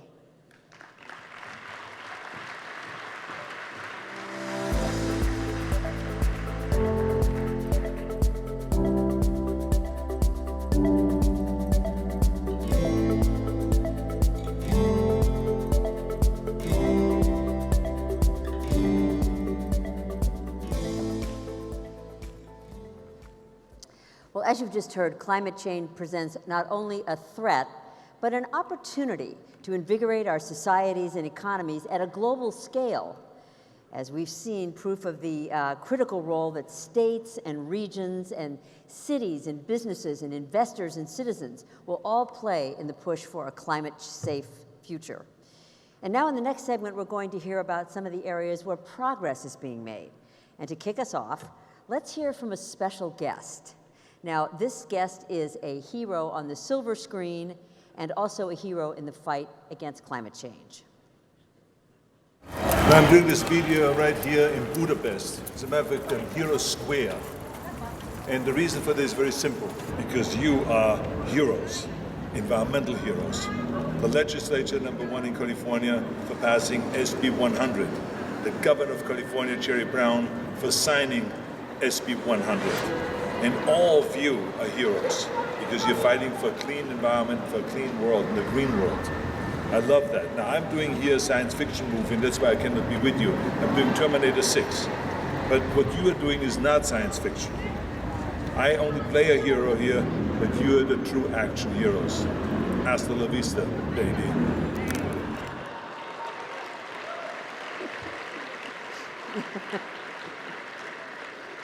And our thanks to Arnold Schwarzenegger. Well, there are lots of ways to be a hero in the fight against climate change. And one of the big ones is driving the transition away from fossil fuels. Coal has powered the world, but now there are cleaner and healthier fuels to provide energy for the country and for the world. Here's a case in point, an interesting case in point. Last year, the Kentucky Coal Mining Museum did something unexpected. It switched to solar power. Not for political reasons, but to save money.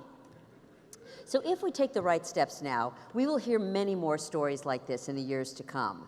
The Powering Past Coal Alliance is working to ensure that we do hear many more of these good news stories. The Alliance represents over 50 countries, regions, and businesses working to move us all beyond fossil fuels for good. And now it's my pleasure to introduce some of the people who are working to power past coal. Shane Rattenberry, the Minister for Climate Change and Sustainability of the Australia Capital Territory, Catherine McKenna, the Canadian Minister of Environment and Climate Change, and the UK's Special Representative for Climate Change, Nick Bridges.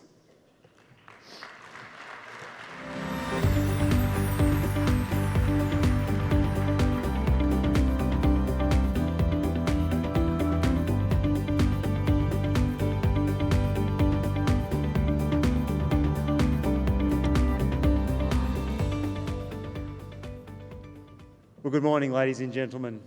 Around the world, we burn over 5 billion tonnes of coal every year.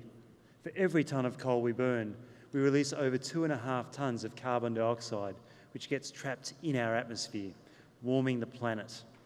Burning coal releases hazardous pollutants and toxic chemicals, black carbon and sulphides that cause asthma and cardiovascular disease, waste that turns streams as acidic as vinegar. Coal causes over 800,000 premature deaths worldwide every year. Recognising these impacts, the Powering Past Coal Alliance was created to envision a way forward beyond coal.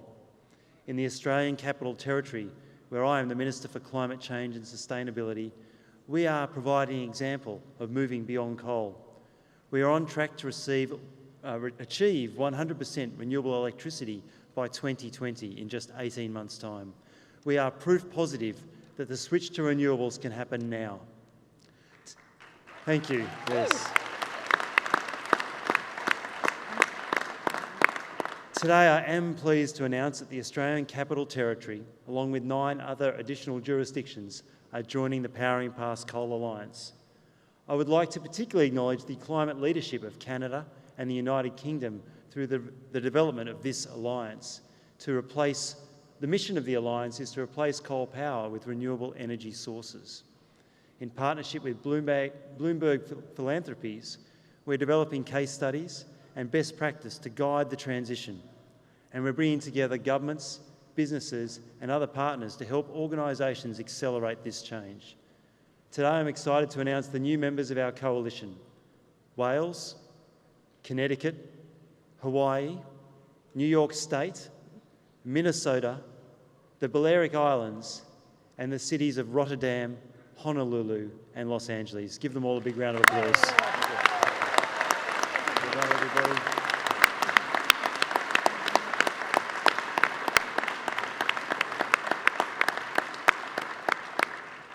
As we work together to end our reliance on coal power, we can reduce carbon emissions, improve public health, and create jobs, all at the same time. And in many parts of the world, including Australia, it is now cheaper to build a new wind or solar farm than it is to build a new coal-fired power plant. We can help workers pursue these opportunities and create a more vibrant and more sustainable economy. And now, let's take a look at how we're going to do it.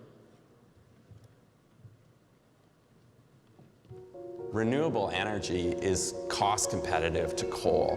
So there's really no longer any reason to be using coal. We want to cement that trajectory towards a renewable future and making sure that the rate of coal plant closures increases between now and 2030. Tourism is a huge industry in Washington. With Centralia, the initial focus was on visibility and SO2. Because one of the main attractions to people going to Mount Rainier is they want to be able to see the mountain. We had to figure out a way to shut down a plant that's key to the power grid between Seattle and Portland. The community's interest, starts with Bob Gunther going, wait a minute, that's my job. All the tax base that has built our infrastructure in the last 40 years because of this plant, it's been very significant. We said to the company, we will let you sell your coal product as long as you agree to a near-term shutdown. 2020, there'll be some workers affected, and in 2025, other workers are affected. It was so important to be able to have a glide path for the community to get ready for the eventual shutdown of the power plant. TransAlta agreed to provide $55 million in transition funds in 3 categories: energy efficiency, community and economic development, and clean energy technologies. It really can be a win-win to reduce these large air pollution sources. We're economically developing, we're reducing the air pollution, and we're getting healthier. For communities anywhere in the world facing a coal plant closure, it's worth the effort to invest in the communication and the dialogue. Because it sort of comes down to environment, labor, business opportunity combined, help the business get to clean, help the community stay whole, and you can get it done.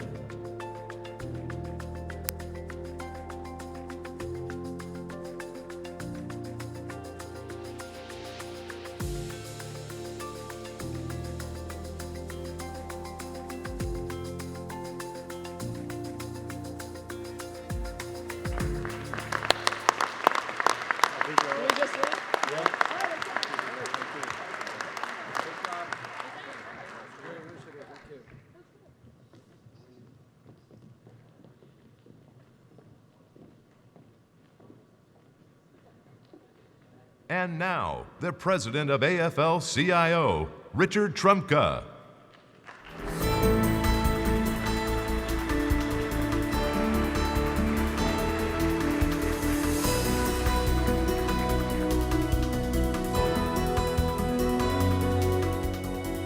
Good morning. I want to thank you to Governor Brown for inviting me to say a few words on behalf of the 12.5 million working men and women who belong to the 55 unions of the AFL-CIO. I'm a coal miner by trade, actually a third-generation coal miner by trade. Now that might seem unusual at a summit like this, but I learned something about science in the mine. When the boss told us to ignore the deadly hazards of the job, that sagging timber overhead, that black lung cough, science told us the truth. And today, again, science tells us the truth, that climate change threatens our workers, our jobs, and our economy. And that's why the labor movement supports bold, comprehensive action to fight climate change. And that's why we support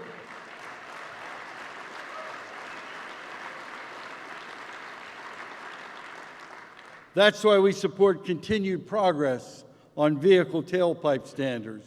and why we passed a strong climate resolution at our last convention. And that's why we continue to support the Paris Agreement. So make no mistake, this is a tough issue for us. But in the labor movement, we're used to tough issues and hard choices. We're prepared to do the right thing for our people and our planet, and we know that this fight can and must be about investing in a better, more inclusive, more just future, and about creating good jobs and good lives for working families. So I ask each one of you,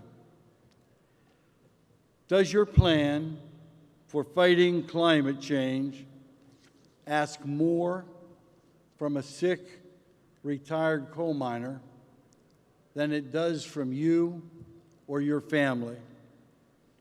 If it does, then you need to think again.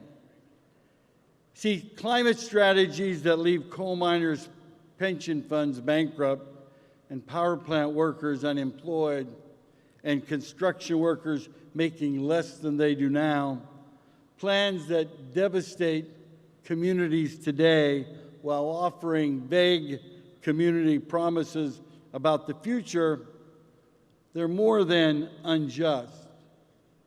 They fundamentally undermine the power of the political coalition needed to address the climate crisis.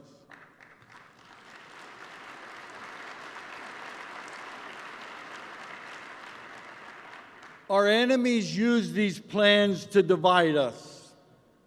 They point to them to feed a politics of division and fear that threatens our entire democracy. And I understand that many are frustrated with the pace of action on climate change. But simply demanding that plants, industries, and projects be stopped or shut down with no plan for the people who are put out of work, no call for shared sacrifice, and no dialogue or solidarity with those whose lives and communities are dependent on carbon-based fuel, that poisons the political well and slows meaningful action on climate change. See, it's not good enough to simply call for an end to carbon emissions. We have a responsibility to think thoughtfully and strategically about how to actually make that change. And as a labor movement, we're ready to move faster. So what does that require? Well, it requires people like you and people like me sitting down to figure out how we fund and invest in technology and workers and communities that can build a sustainable economy of broadly shared prosperity.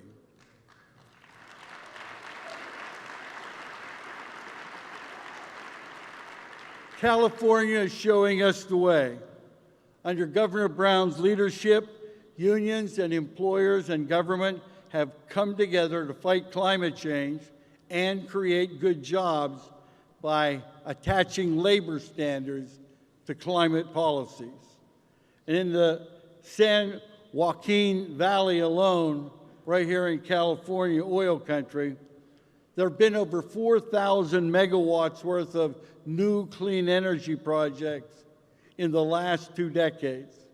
15 million job hours of union work at union wages with union benefits made possible.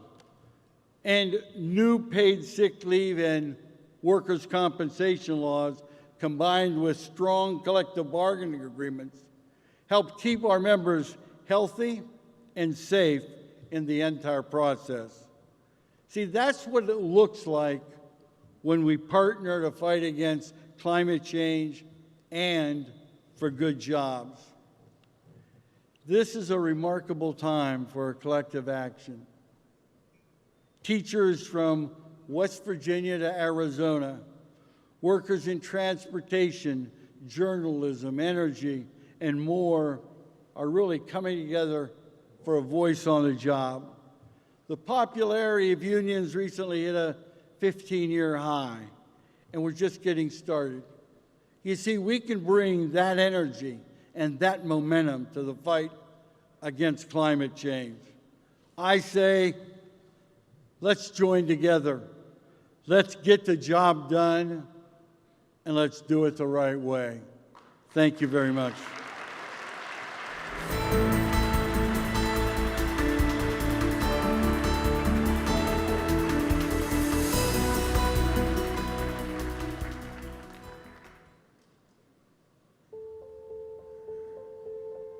The Napa Sonoma fire.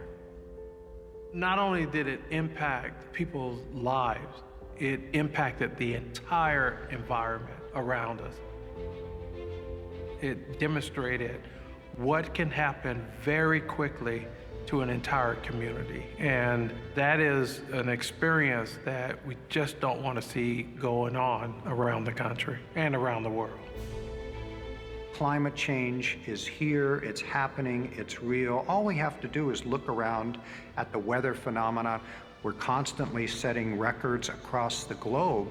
Hottest days, hottest years, hottest average temperatures. It's impacting all of us. It's hard to imagine a dimension of human health that climate change doesn't touch. It deepens poverty. It threatens our food and water supply. It tears people from their homes. It makes large parts of the world uninhabitable. If you care about climate change, you have to care about health. And if you care about health, you have to care about climate change. As a pediatrician, my job is not only to take care of the children that I'm seeing in my practice, but also to advocate for a healthy environment for the children I'm taking care of. The health effects of climate change disproportionately affect children, people of color, people living in poverty, the elderly, people living with chronic disease. And as climate change worsens, the health outcomes caused by climate change in these populations will worsen as well. There's been a coalition of hospital systems all around the world working to address the environmental footprint, especially the climate footprint of healthcare, so that the mission of healthcare is actually expanding to go beyond treating individual patients to supporting healthier communities and healthier planet. I think this is where we have the real opportunity of creating public-private partnerships. And it's that synergy that I think will help us to really get at this problem and work on it together towards resolutions. I truly believe that if our policymakers and the public were able to understand better that climate change is an urgent human health issue, we'd be able to get to where we need to be to act on climate as a society. We need to take steps because this is impacting all of our health. Not everybody cares about energy. Not everybody cares about climate change, but everybody cares about health. It's personal. Climate change is fundamentally a global health issue. It's about health. It's all about health. It's about health, and we have the power to change the dynamic to advocate for health on behalf of all people.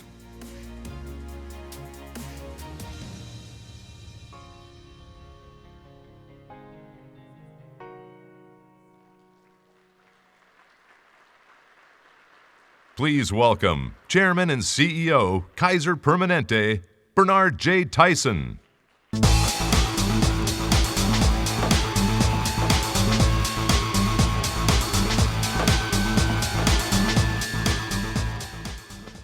Hello.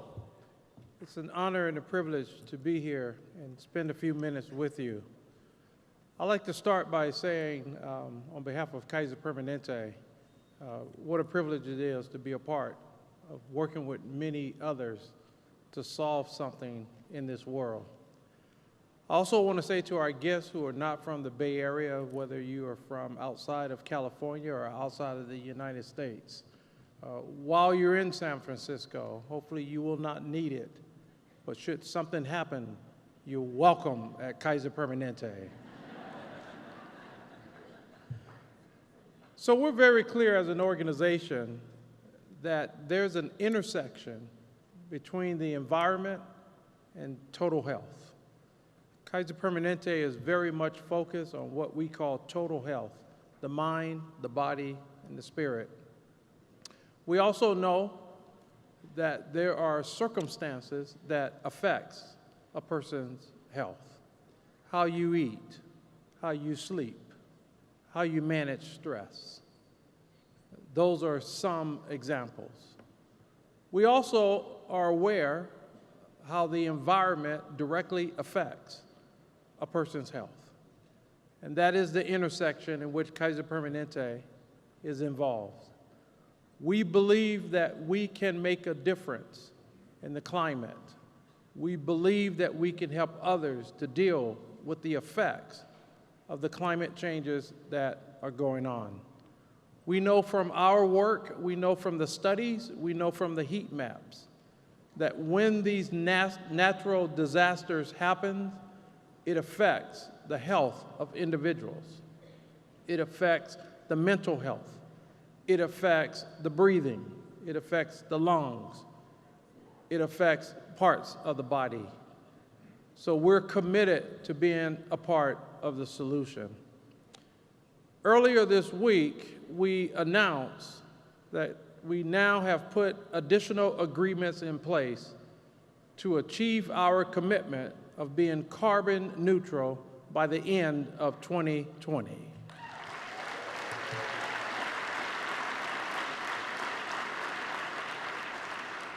It was recommended that I wait until today to make that announcement, but I was too excited, so we did that on Monday. So now I had to repeat it to you. Each and every one of us could make a difference. Kaiser Permanente is demonstrating that. We have over 75 million square feet of space around the United States in which we provide care and coverage and total health. So it is possible, and we're on our way with our wind farms and with our solar and with our battery systems. We believe that we can achieve this. We are already about 30% towards that carbon neutrality goal. So we're committed, and we're privileged to be here and to be a part of this. And when I first started to really get engaged with this and had the opportunity to go to Paris and be a part of that, in one of the panels, I made a statement. I said, I'm very new at this, and I am very new at this. And later on, I'll be more sophisticated about it. And I'm a little more sophisticated given the wonderful team of experts that work at Kaiser Permanente that's educating us every single day. But I ended by saying, but just the idea of doing something to make the earth better is just a really good place to be. So I'm down with Mother Earth. Thank you very much.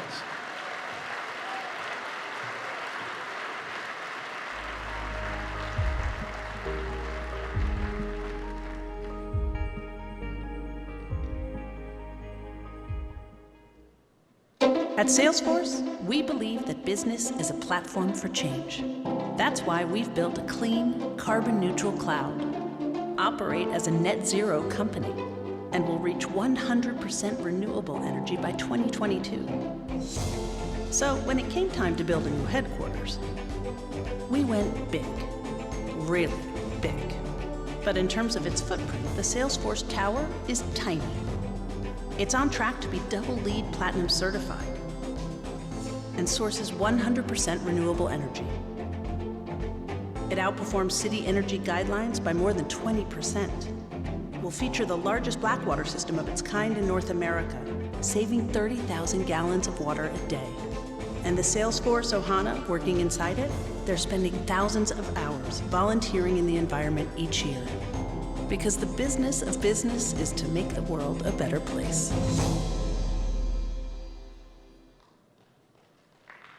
And now, Chairman and CEO of Salesforce, Mark Benioff.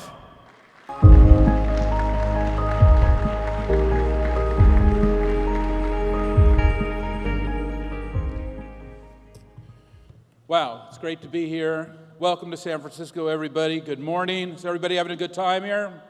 Amazing day.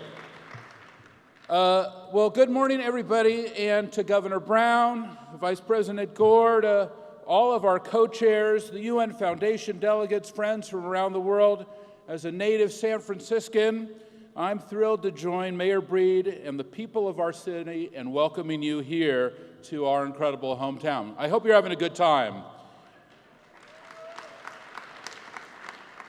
All of us in San Francisco, all of us at Salesforce, my wife, Lynn, and I, we're deeply honored to be your partner in this historic gathering. And we're here today because climate change threatens to impact every continent, every country, every community, and every human being. We're here because the worst effects of climate change will be endured by the poorest and most vulnerable among us. And this is a matter of equality and justice. And we're here because even with the historic commitments that were made in Paris, the amazing commitments that were made in Paris, even with the new commitments at this summit, and it's a great summit, it is not enough. We are still not on track to meet these targets. And soon the impacts of climate can be irreversible. This is a make or break moment. That is why we are here, and that is why we all have to do much, much more. It's up to our generation to act and to act now.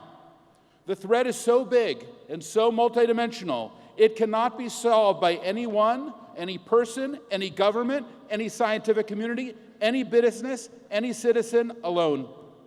All of us must work together. We have to create this and do this in a multi-stakeholder way. We have to continue multi-stakeholder dialogues just like this. We have to turn it into multi-stakeholder action. And we need to all come together in one grand coalition. This is critical for our future. With the tremendous resources at our disposal, I truly believe that the businesses, companies like mine, can be one of the greatest platforms for change, including in this incredible fight against climate change. Now, as the CEO of a tech company, I'm very excited, and I'm going to tell you why. I'm excited because we have an extraordinary opportunity to harness the amazing technologies of this fourth industrial revolution that now surrounds us. Big data, artificial intelligence, autonomous vehicles, incredible advancements in the biosciences like CRISPR and others, and use them for good in the fight for a healthier planet. And here today, I want to challenge people like me, CEOs, people like Bernard, who we just heard from, in the United States and around the world, to recognize the business of business is not simply making money. The business of business is improving the state of the world. The business of business is to make the world a better place. And I challenge CEOs to see that taking action on climate change is a competitive advantage, because today's customers, our investors, our employees, all of our stakeholders, and especially our millennial employees, they want to be associated with companies that take the lead on sustainability. And the spirit of innovation that has transformed our world and is transforming our world with this fourth industrial revolution, it must also be harnessed now to save our planet. These technologies have been given to us as a gift, and now we need to harness these technologies to accomplish our goals. But each and every one of us has to step up much, much further. And every CEO has to step up. And many, many times there's an opportunity right in our own backyard. Living here in California, living here in San Francisco, I can tell you I'm so passionate about our environment, but also I'm on our ocean. I can see the incredible changes that are happening in our oceans. The health of our oceans and the health of our societies, as all of us know, are deeply linked. But today, our oceans and societies are threatened by overfishing, pollution, climate change, acidification, coral bleaching. Yet just look at what's possible when we bring all of our stakeholders together. You look at the World Economic Forum in Geneva, Switzerland, the Friends of Ocean Action, a network of scientists, entrepreneurs, researchers, businesses, advocates who have come together and helped the G7 prioritize oceans for the very first time in this year's June summit. Or the Ocean Research Center at the University of California right here in Santa Barbara bringing together the brightest minds in the basic science to find incredible new solutions to these problems. Or look at what just happened here in San Francisco this weekend. Look at Boyan Slat's ocean cleanup all the way from Amsterdam, which last week launched its first system from right here in San Francisco to clean up all that plastic in the Great Pacific Garbage Patch. This is what's exciting. Incredible people, incredible technology, entrepreneurs taking risks, going to the next level, looking for new ideas, new concepts, new notions, new innovations. It's all around us. Look at the new research expedition in Northwest Hawaii that we are in partnership with my good friend, you're going to hear from Brian Chatz, our senator, which is going to help us better understand and protect our oceans. Or look at what just happened in the last 2 days at Salesforce, where we did the ocean hack, where we brought in incredible technologists and entrepreneurs and venture capitalists and businesses and governments for looking for new ways to heal the ocean. This is the progress that's possible when we bring all of our stakeholders together, all of our stakeholders, and especially CEOs. Just as every CEO has to step up, every organization and company has to step up as well. Now, you all know, and I know, we need to see a broad decarbonization of our economy, sector by sector. This is critical for our future. I'm excited to announce today that Salesforce is partnering with Mission 2020 to create an alliance of 21 major technology companies just like us that are going to decarbonize and that will harness the power of the fourth industrial revolution to reduce emissions across all of our economic sectors. We're calling it the Step Up Declaration. The Step Up Declaration because we're stepping up with the tangible commitments to reach a climate turning point by 2020. And we want all of you, we want every company to join us. Now let me be specific. Salesforce Tower is not far from here. You probably all saw it on the way in from the airport. It's already powered by 100% renewable energy. It's already one of the most sustainable buildings in the world. It's supposed to be an example of what is possible in the future using all these new technologies. In fact, all of our offices established after 2020 will meet the highest LEED standards for efficiency. And we need every company to fully embrace all of these green building practices. Salesforce operates today as a net zero company. Today, we operate with net zero greenhouse gas emissions, delivering a clean, carbon neutral cloud for all of our customers worldwide. And we need every company in our industry in cloud computing to commit now to having net zero clouds. Just as we have committed to being 100% renewable by 2022, we need every company to go with us to be 100% renewable. And we can do it. It's all right in front of us. It's easy and straightforward, and all we have to do is decide. Now is the time. Today, Salesforce is also announcing that we'll establish new science-based targets to reduce our emissions even further. And we'll encourage our suppliers and our partners to do the same, because every business has the opportunity to not only do this themselves, but to motivate across their entire supply chain. Every company can motivate across their entire ecosystem. We all have that leverage. You've seen us use that leverage when we went to Indiana, and we can use our economic might to change the laws where there was discrimination against the LGBTQ community. We can use that same power to change those laws in favor of this new incredible world that we are all seeking. Now finally, every employee has to step up. At Salesforce, we've always embraced our 1-1-1 model, donating 1% of our equity, 1% of our time, 1% of our product to nonprofits and communities. Many of the NGOs and nonprofits who are here, including some of the great ones that we all know, like the Sierra Club, amazing, or Greenpeace, use Salesforce to run their operations. And that is so meaningful to us, because for over 20 years, we've given hundreds of millions of dollars to nonprofits and NGOs as part of our charter. We've provided our technology for free now to over 30,000 nonprofits and NGOs. And because every Salesforce employee gets seven paid days off a year to volunteer, our employees also have given more than 3 million hours to worthy causes, including and dominantly by EarthForce. Thousands of our employees give their time and their energy and their technology capabilities to fight climate change every single day. Now, I share this because every company can join our Pledge 1% movement and unleash the power within them to help create this climate change problem. How are we going to do that? We're going to get all of our employees focused on healing our planet. Every company can give their employees paid time off to volunteer, and every company can have an EarthForce, and every company can have employees to give their time to help the environment. This is how businesses can truly step up. That's how we can rise to this moment. This is how we can spark this change of transformation. This is how we can decarbonize the entire global economy. And that's how, as part of a grand coalition, we can not only take action ourselves, we can inspire all nations to act as well. So on behalf of everyone at Salesforce, we're excited to be your partner. We're excited and inspired by the difference we can make together to build a world that's cleaner and healthier for generations to come. Ladies and gentlemen, welcome to San Francisco. Thank you, Governor Brown, for this amazing summit, and let's have an amazing event. Thank you very much.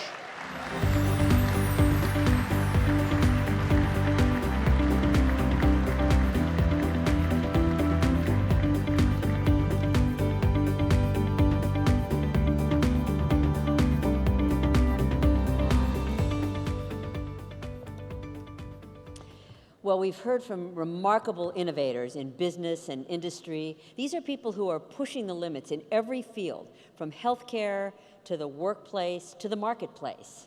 And by the way, downstairs you'll find even more examples of this kind of exciting, innovative progress in the Climate Innovation Showcase. Again, that's downstairs. But the private sector doesn't have a monopoly on innovation. All around the world, we are seeing governments step up to provide solutions and to push forward bold ideas on climate. Let's hear now from some of those leaders.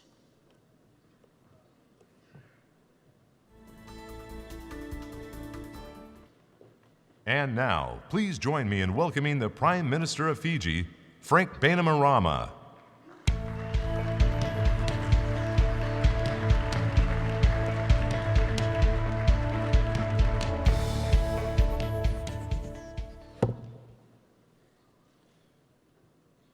Bulavinaka and good morning to you all.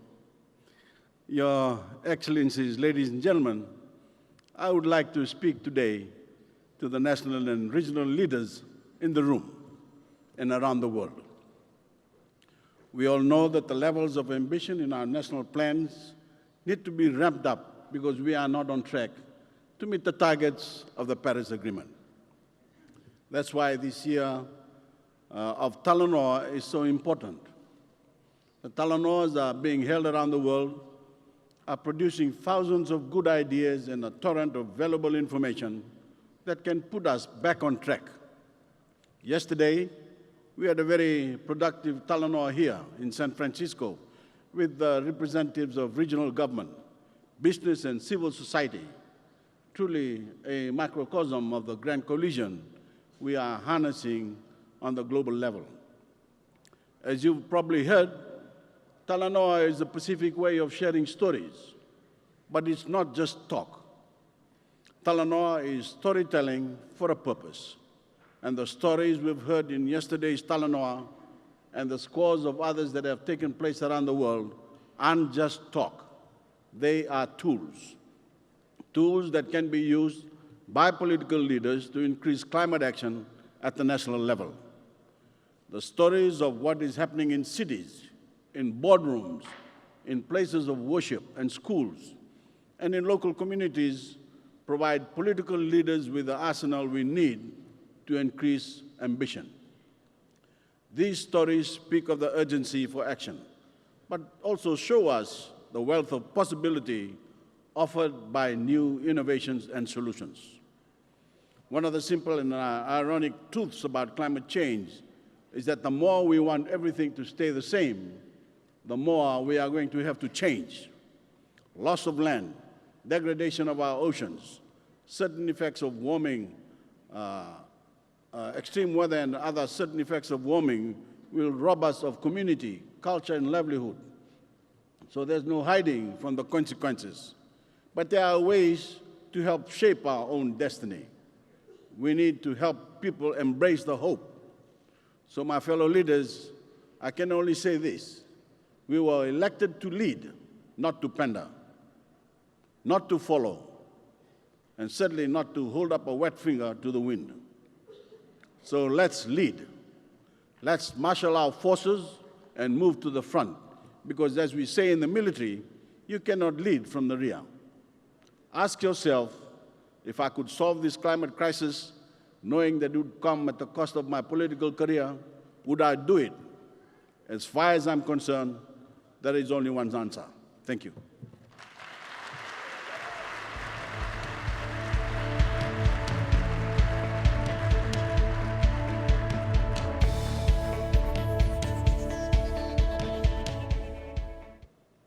Now coming to the stage, Minister for the Environment, the Netherlands, Stintje van Veldhoven, and President and CEO, Port of Rotterdam Authority, Allard Kastelein.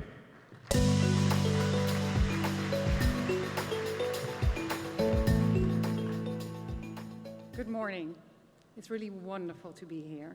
And I'm happy to share the stage with the Port of Rotterdam Authority. Our new action program reflects the ambition of the Netherlands. We brought Paris home, into the heart of our national policy, but also into the hearts of businesses, cities, and other non-state partners. Together, we have the ambition to reduce by 50% our greenhouse gases in 2030. And this is a huge challenge. And that means that we are transitioning in our entire economy. We are innovating our industry. We are reforming our energy supply, closing down our coal-fired power plants before 2030. We are building the world's biggest offshore wind farm, and all new cars will be zero emission from 2030. And when we talk about all this, there's still one point missing. This world is going to 10 billion people, and those 10 billion people will be using a lot of resources. So when we want to tackle climate change, we need to look beyond the energy question and address resources. And that is why the Netherlands is committing to halving our resources use by 2030. We want to be a completely circular economy by 2050, a no-waste economy. Thank you so much. A no-waste economy that reuses raw materials, making new concrete from old concrete, new plastics from old plastics. This is an action summit because we need to deliver, and the Netherlands is very much committed to do so. 1 year ago, we committed on ports, and that is why I'm very happy to be here today with Allard Kastelein, who's going to tell you what the Port of Rotterdam is committed to do. Thank you so much.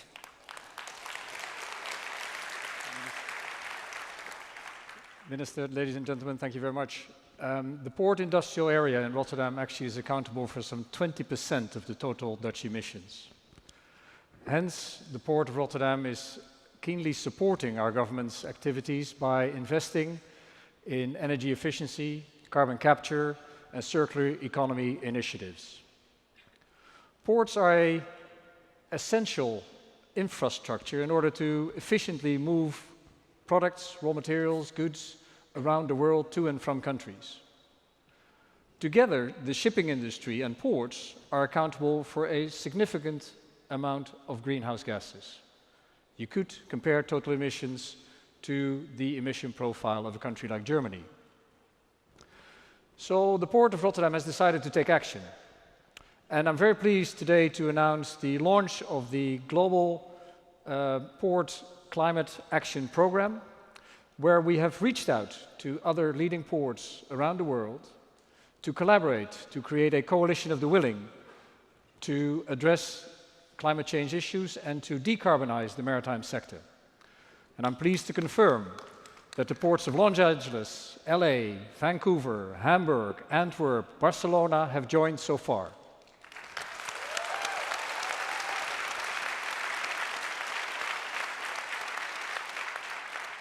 We will focus our efforts on increasing the efficiency of the supply chain by using data technology. We will increase the uptake of renewable shore-to-power and shore-to-ship facilities. We will enable further development of decarbonized maritime fuels.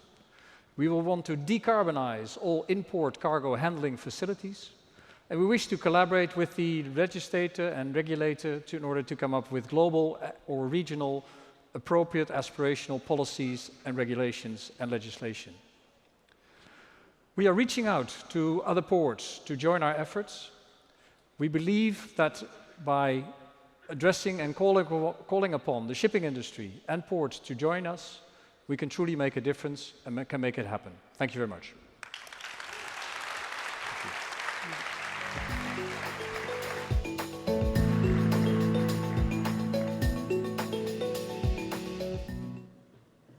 Please welcome the European Commissioner for Climate Action and Energy, Minister Miguel Arias Cañete.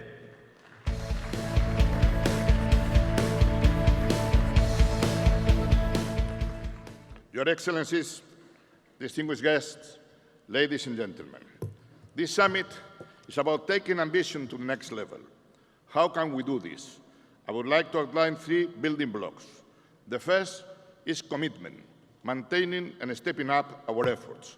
The European Union is deeply committed to the Paris Agreement, to the transition to a low-carbon, climate-resilient future, and we are delivering. We have completed our framework of laws and support mechanisms to meet our Paris pledge, to cut emissions domestically by at least 40% by 2030 and bring clean energy to our citizens. And putting a price on carbon is working. The European Union already has a good track record in decoupling emissions from economic growth for the past decades. We are also deeply committed to helping others make the transition, especially the most vulnerable. The European Union will continue to show leadership and to step up international cooperation and support to partners worldwide. That brings me to my second point, cooperation. We have to meet the global challenge together. So I am very pleased to announce today that Governor Brown and I have agreed to enhance our cooperation on carbon markets to contribute to putting the Paris goals into action. I am convinced that the experience and leadership of both California and the European Union can help boost opportunities and ambition in these key areas. We are going to step up exchange on our cap and trade programs to bring our market closer and ensure real progress on emissions. Last year, we committed to hold regular dialogue on the design and implementation of our carbon markets. We have now agreed to enhance this collaboration on key carbon pricing topics, including on investments, technologies, competitiveness, or action in revenues. We will also work with others at national and subnational levels to develop, implement, and strengthen cap and trade systems. Since last year, a major player, China, has joined the carbon market community. It's a powerful signal that an economy of the size of China chooses to establish a carbon pricing mechanism. Let's pursue that momentum through various channels, be it bilaterally or through regional and multilateral initiatives. The third ingredient for taking ambition to the next level is a clear vision of the future for long-term decarbonization of our economies. The European Union wants to take the lead on this, so right now we are developing a long-term strategy for reducing Europe emissions. We have promised to present a first proposal on this strategy before this year's United Nations Climate Summit in Poland. It will be a strategy of economic and sectorial transformation to bring our carbon footprint to zero by 2050, to make our economy more competitive, more resilient, and more modern, to show a concrete example on how the goals of the Paris Agreement can be achieved together with social and economic development. We hope our action can help and inspire others to make their own long-term plans for doing their fair share towards the vital Paris objectives. This summit shows the power and potential of everyone working together. We can only meet the unprecedented climate challenge and reap the rewards of the clean energy transformation by moving forward together. Thank you very much.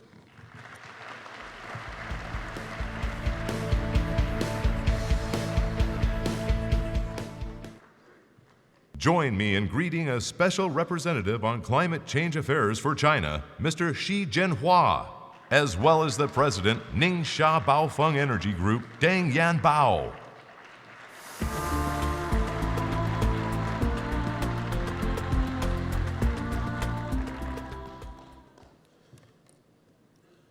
大家好，很高兴参加全球气候行动峰会。习近平主席让我转达他的口信，他祝贺峰会成功的举行，赞赏加州政府和布朗州长在推动全球应对气候变化和中美务实合作方面所做的贡献。中国政府将继续积极地参与应对气候变化的国际合作，致力为推动全球可持续发展做出积极的贡献。气候变化这一威胁全人类生存发展和子孙后代福祉的全球性挑战越来越紧迫，已经变为现实。世界各国没有谁能够独善其身，全球命运与共，各国必须合作实现共赢，以实际行动来落实公约和巴黎协定，推动全球绿色、低碳、零碳的转型，构建人类命运共同体。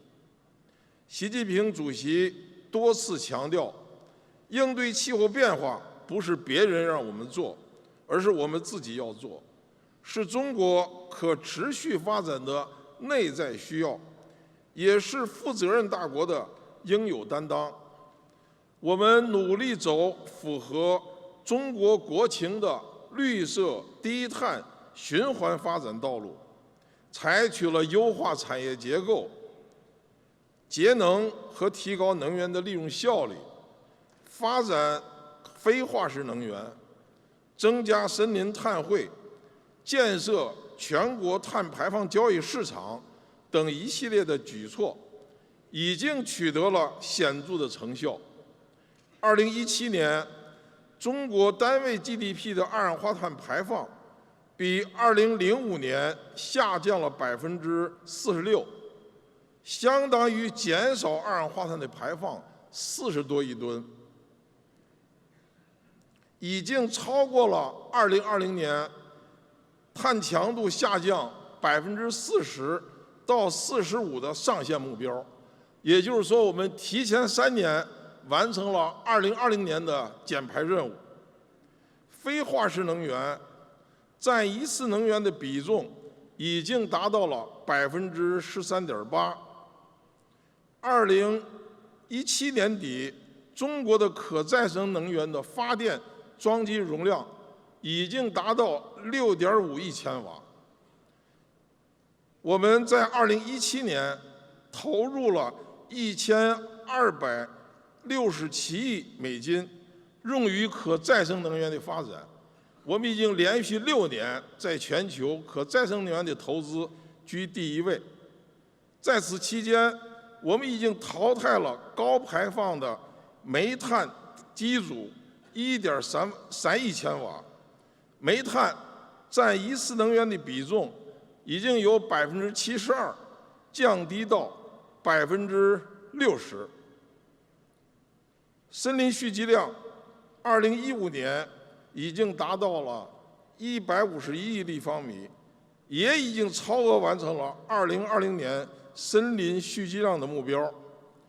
全国的碳市场在试点的基础上，已经于2017年底全面启动。首先涵盖了发电行业，纳入了1700多家企业，它的交易量达到30亿吨，也是全世界最大的碳市场。我们气候变化的南南合作继续深入开展，已经与29个发展中国家开展了合作，签署了合作备忘录。下一步，我们将首先和各国一起努力，确保今年的卡托维茨气候大会取得成功。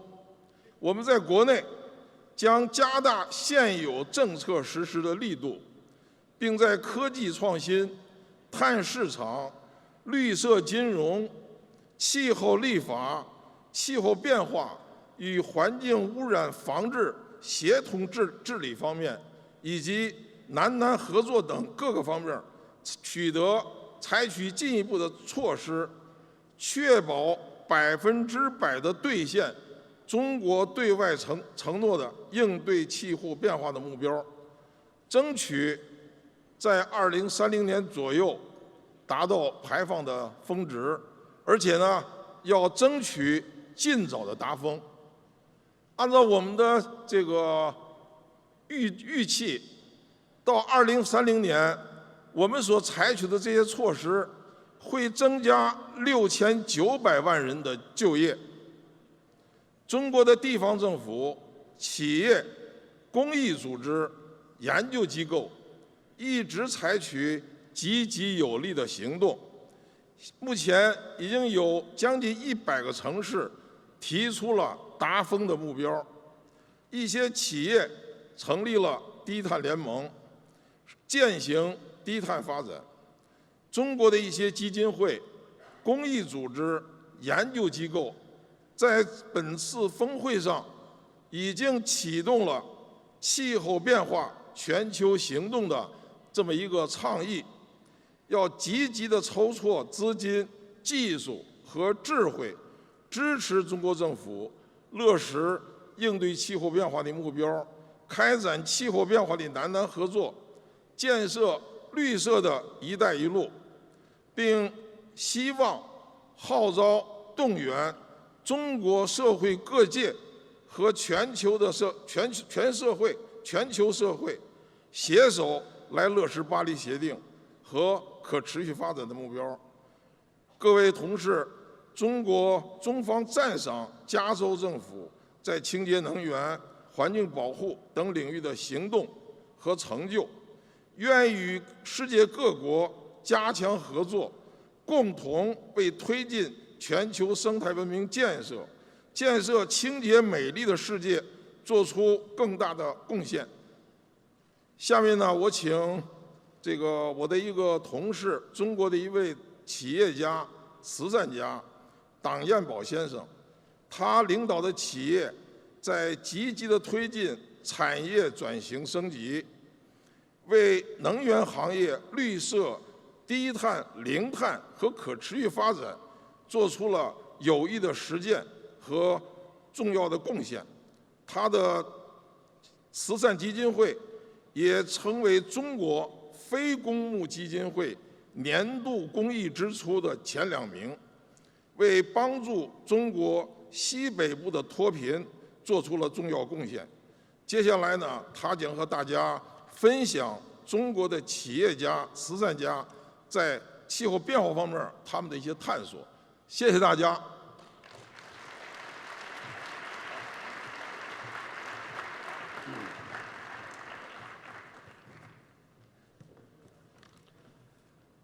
尊敬的各位嘉宾，大家好，我是来自于中国西部宁夏的党彦宝，很荣幸代表气候变化行动中国企业家和慈善家的在此发言。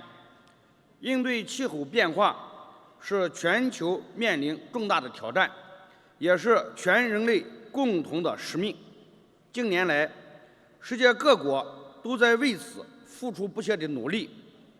中国作为负责任的大国，在全球气候治理和可持续发展方面做出了积极的贡献，目前已成为世界节能和利用新能源、可再生能源的第1大国。企业作为社会的一份子，守护共同的家园，是我们应尽的责任和义务。我的企业宝丰集团始终响应国家的战略部署，依托科技的创新，不断探索转型升级的路径，打造循环经济产业的体系，投资建成了1个 G 的太阳能发电，逐步用新能源替代化石能源，同时在光伏板下面种植枸杞，进行荒漠化的生态治理，实现了绿色低碳的发展。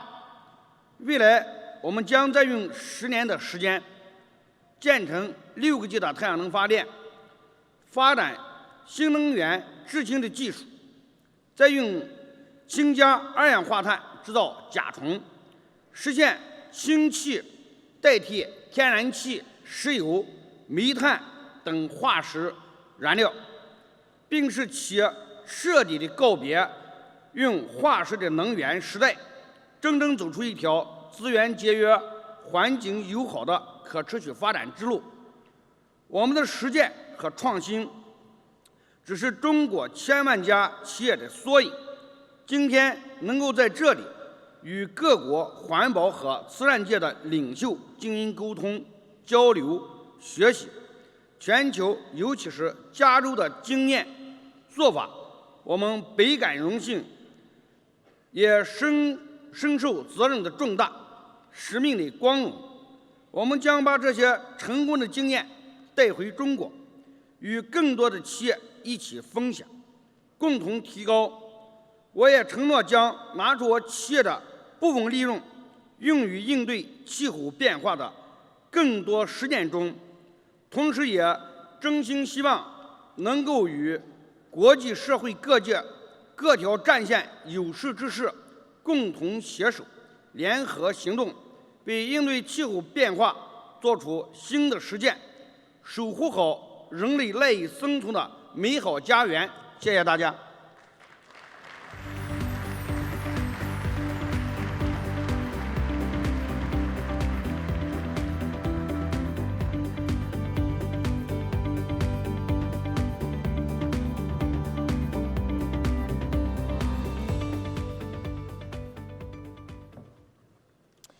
And now I'd like to introduce a woman who knows how to fight tough battles. She knows the value of compromise, and she certainly knows the art of politics better than almost anyone. In her 30 years representing San Francisco in the United States Congress, she has been a champion for environmental causes and has been an absolutely powerful advocate for climate action in America and around the world. So please welcome the Minority Leader of the United States House of Representatives, Nancy Pelosi.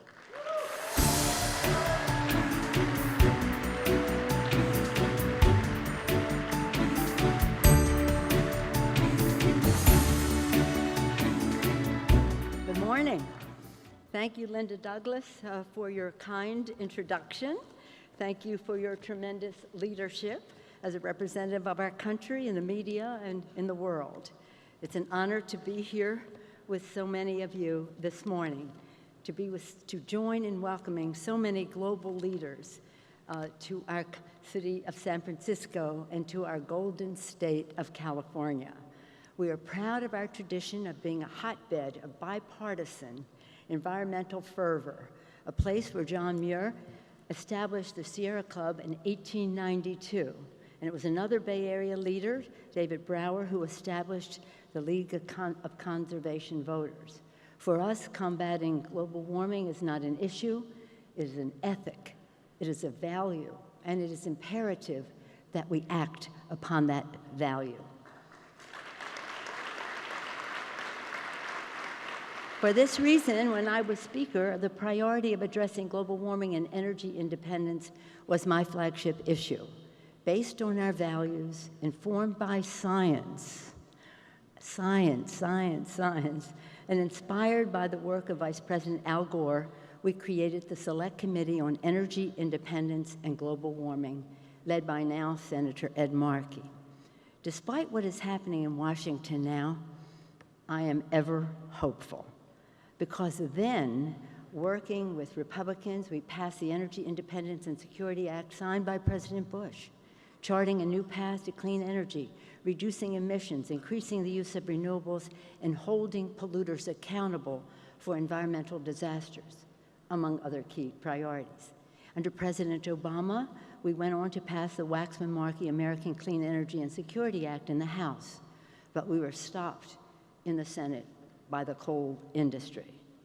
For this and other reasons, I'm so grateful to Michael Bloomberg's Beyond Coal initiative working with the Sierra Club. It is so essential.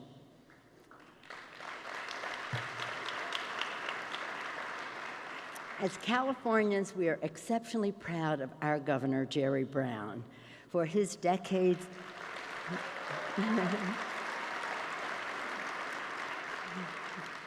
Thank you. For his decades of leadership as an early visionary, a brilliant strategist, and a persistent champion to preserve the planet for future generations. Decades ago, he recognized early that we must act swiftly, boldly, and collectively in the face of a grim future, one of rising oceans. He was early on the oceans issue. Savage wildfires and extreme and unpredictable weather patterns that devastate communities and destabilize our world. This conference, and thank you all for being here, this conference is a manifestation of Governor Brown's determination to confront one of the most urgent and serious crises the world has ever faced. Thank you, Governor Brown. To confront the climate challenge, we must think globally, organize locally, and act personally. And that means understanding how to engage everyone in the solution at every level of society, across all ethnic and community lines, including our Indigenous people. For them, land is a gift from God and their ancestors who rest there, a sacred place with which they need to interact if they are to maintain their identity and values. And we must also engage our young people, because the future and this planet's future belongs to them. I'm so pleased that this is a top issue for millennials in the United States of America. Michael Bloomberg, our co-chair, it's an honor for me to bring forward Michael Bloomberg. He understands the public sector, the private sector, and the nonprofit sector, and how to harness the power of all three to drive progress. As UN Special Envoy for Climate Action, he has turbocharged the efforts of governments, businesses, and civil society to set ambitious targets and then to meet them. As mayor of New York, he advanced cutting-edge initiatives that slashed emissions and that set the gold standard for our nation. As a business leader, he appreciates the power of private capital to combat the global climate crisis. As a philanthropist, his generosity has been a magnet for other philanthropists to inform the public of what the climate crisis means to them in their lives. As an author and producer, he is building public support for action and bringing the crisis to the forefront of our national and global conversation. This is very important because when you say climate, sometimes people think that's something into the future or very esoteric, but the fact is it's about clean air, clean water that our children and grandchildren breathe and drink. In closing, I again want to thank and recognize the leadership of Governor Jerry Brown, who just this week, who set California on the path to carbon-free economy by 2045.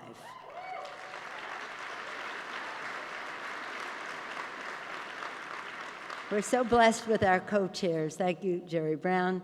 I also now want to acknowledge the extraordinary leadership across all sectors in our society. Michael Bloomberg. Thank you, Chairman Michael Bloomberg. And what's important, many things that the mayor has done, but one of the important things is to connect this issue to people and for them to see the connection of this value, this ethic, this imperative in their lives. So now we're going to give you a preview of Michael's new film called Paris to Pittsburgh. Let's watch the clip. Thank you all very much. The United States will withdraw from the Paris Climate Accord. I was elected to represent the citizens of Pittsburgh, not Paris. Pittsburgh? Now, what was upsetting about that? That alliteration was a stereotype of our past. But Pittsburgh is poised and ready to lead in the 21st century. We're seeing cities and states and companies and individuals saying we are still in, even with the president pulling us out of one of the most important treaties, when every other major country in the world has said we are going to come together and commit to dealing with climate change. I continue to be shocked at how close the water is encroaching just on the beach. Sea level rise is completely apparent in Miami. We had 6.5 foot of water on the main level of the house for over a week. Stuff that was in our bedroom wound up in the garage, and stuff that was in the garage, I imagine that's way down in Louisiana now. The storms are becoming stronger in Puerto Rico. The worst thing is to think that that reality will repeat. Not a lot survived that fire in Ventura County. It burned so hot that everything just liquefied. To not be able to save anything was just really hard. If we're going to avoid breaching catastrophic levels of warming, we need to be putting our foot on the renewable energy acceleration pedal. The transformation towards a renewable energy future is the greatest economic opportunity of the 21st century. Businesses have lined up to say we're still committing to the Paris Accord because it's good for their bottom line. My daughter Faith, she made the decision that wind was where she wanted to be. This is an opportunity that hasn't been available in America for a long, long time. The solar industry is offering that second chance opportunity to individuals like myself. It doesn't matter if you're Republican, Democrat, Independent, you have a role to play here. And if we look at it as an American Marshall Plan, we can exceed the goals of the Paris Agreement. This is the start of us taking control of our future. We have the right to a future. We have the right to these basic necessities that we need to live. We, the people, need to take action. Our lives are at stake here.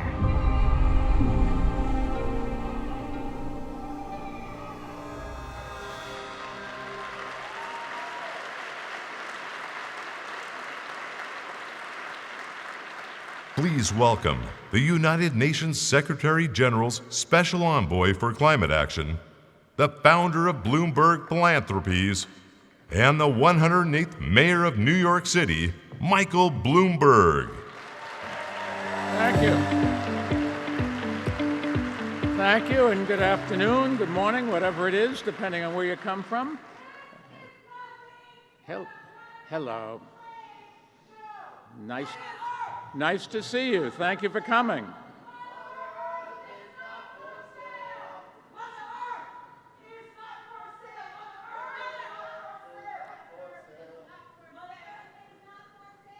Okay.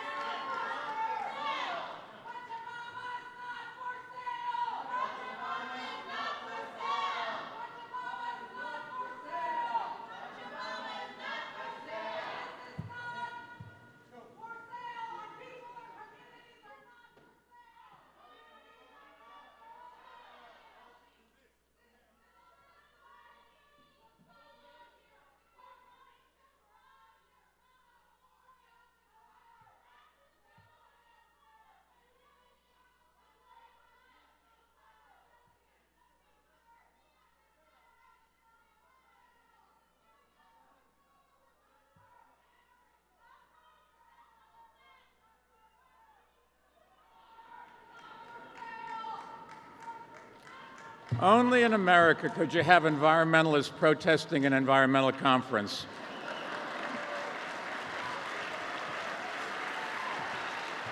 Anyways, thank you all for coming, and I did want to thank Nancy in particular for her leadership and her good work on this issue over the years.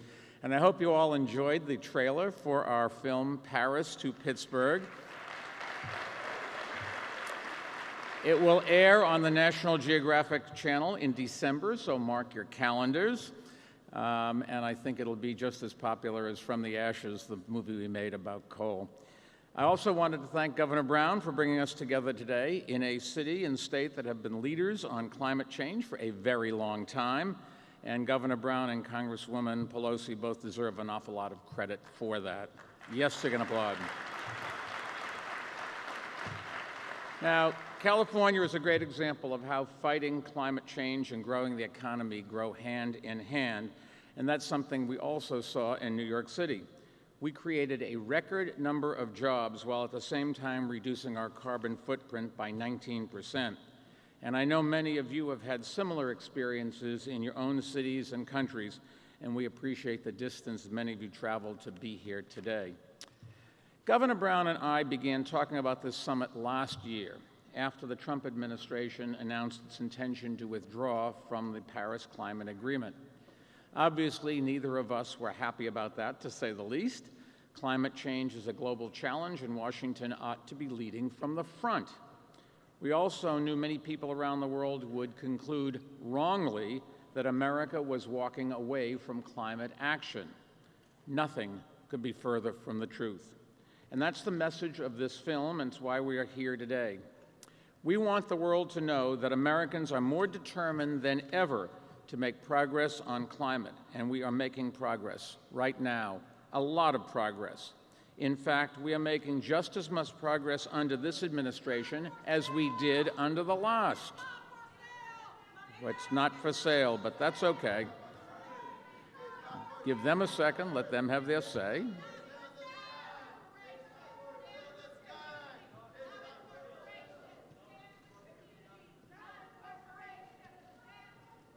Way to go. You wouldn't know that from reading the headlines that we aren't making progress, that we are making progress, because the headline focuses on the political fights in Washington. But the real action is happening in cities, states, and the private sector. And the good news is those groups are positioning the United States to uphold our end of the Paris Agreement, no matter what happens in Washington. The fact is, in the United States, the decisions that have been the most influential over greenhouse gas emissions are not made by the federal government. These decisions are made by mayors and governors and corporate executives and individuals for their own homes who want to deliver cheaper energy, more jobs, clean air, and lead healthier lives. They are made by CEOs who want to save money on energy costs and capitalize on new business opportunities generated by advanced technology. And they are made by citizens who want to breathe the fresh air and drink clean water that otherwise would make them sick. Because of all of these groups, over the last decade, the U.S. has cut its carbon emissions more than any other large nation in the world. Last year, with no help from Washington whatsoever, U.S. emissions fell to their lowest levels in 25 years. Yes, you're going to applaud? You can applaud because you were part of the reason that happened. You made it happen. The story of how and why that reduction is happening is being written in communities across America, and it's a story that just doesn't get told enough. Let me give you one example. Over the last 6 years, more than half of all U.S. coal-fired power plants have been closed or made plans to do so. That's 273 coal-fired power plants out of 530. And I'm happy to say, since the 2016 election, coal-fired power plant closures have continued at the same rate, despite the administration's effort to prop up the industry with subsidies. And the reason is, again, simple. Washington isn't in charge of America's energy production. Consumers are, and the new technology is delivering exactly what they want, energy that is cheaper and cleaner than coal. Washington can't stop. Yes, you can applaud. Washington can't stop the decline of coal, and it can't keep America from fulfilling the commitment we made in Paris. Over the past year, yes, you can applaud again if you want. I'm always happy to get applause. Over the past year, thousands of U.S. cities, states, and businesses, universities, and others have reaffirmed their support for the Paris Agreement. And together, their work is being supported by an initiative created by Governor Brown and Bloomberg Philanthropies called America's Pledge. America's Pledge aggregates all the climate actions being taken by all the groups that have declared their support for the Paris Agreement. To put the size of that group in perspective, it represents more than half of the U.S. population. If it were a country, it would have the world's third largest economy, behind only China and the overall United States. In other words, if Washington drops out of the Paris Agreement, the group of Americans committed to it would represent more economic might than any other country still in the agreement other than China. Now, the Paris Agreement wasn't only about commitments, it was also about accountability. And through America's Pledge, we're upholding that end of the deal as well. By measuring the progress that the U.S. is making cutting emissions and reporting that to the United Nations, just like every other nation is doing under the Paris Agreement.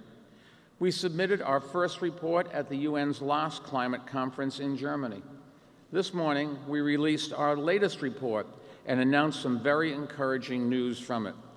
The report, which is based on rigorous data collected and analyzed, shows that the United States is nearly halfway to our Paris goal of cutting emissions by at least 26% by the year 2025. And it outlines the steps that public, private, and nonprofit organizations can take to help our country reach that mark. Every day, we're getting closer. Just let me give you a few examples. Indianapolis has cut emissions by around 17% through actions like changing thousands of streetlights to LEDs.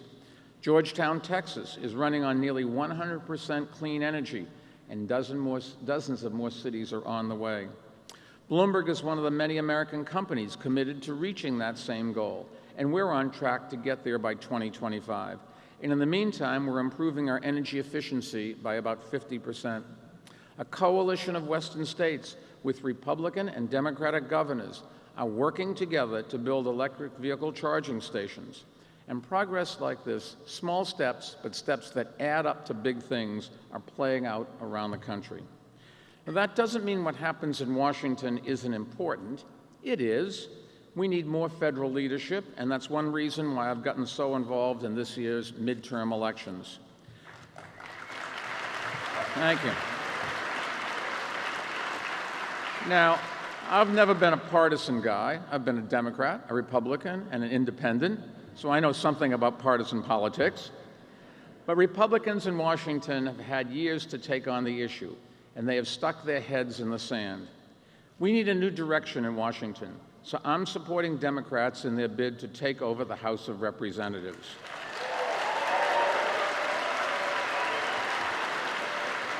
Now, that won't on its own break the deadlock, but it will send a message that members of Congress better start taking this issue seriously, or the American public will send them packing.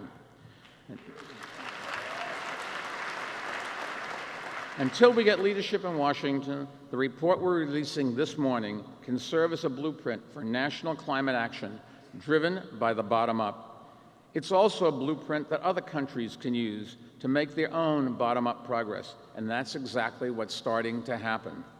The Japanese Climate Initiative is a coalition of businesses, cities, and regional governments working to accelerate progress there. Another new coalition of non-state groups was launched in Mexico just last month, and we're hopeful that groups in more countries will embrace this approach in the months and years ahead. Remember, the goals nations set at Paris were just the beginning. They have to keep aiming higher, and they increasingly recognize how important cities, states, and businesses are in that work. Through our foundation, we'll help them harness the power of these groups and drive progress. Now, we have a lot of work to do, of course. Every week seems to bring fresh evidence of the emergency of climate change, from rising sea levels to record-setting storms and wildfires. So this year, Bloomberg Philanthropies challenged the 100 biggest U.S. cities to create ambitious proposals to cut emissions from the two biggest sources, transportation and buildings. And over the course of this fall, we'll announce the winners starting tomorrow. We're also helping states create plans to get more energy from clean sources. And we will keep working with the Beyond Coal campaign to reduce our reliance on coal-fired power plants. Now, we could do a lot more, a lot faster with support from the federal government. Instead, the administration is inflicting real harm on America. According to the EPA's own estimate, the new coal pollution rules it just proposed would lead to at least 1,400 more premature deaths each year.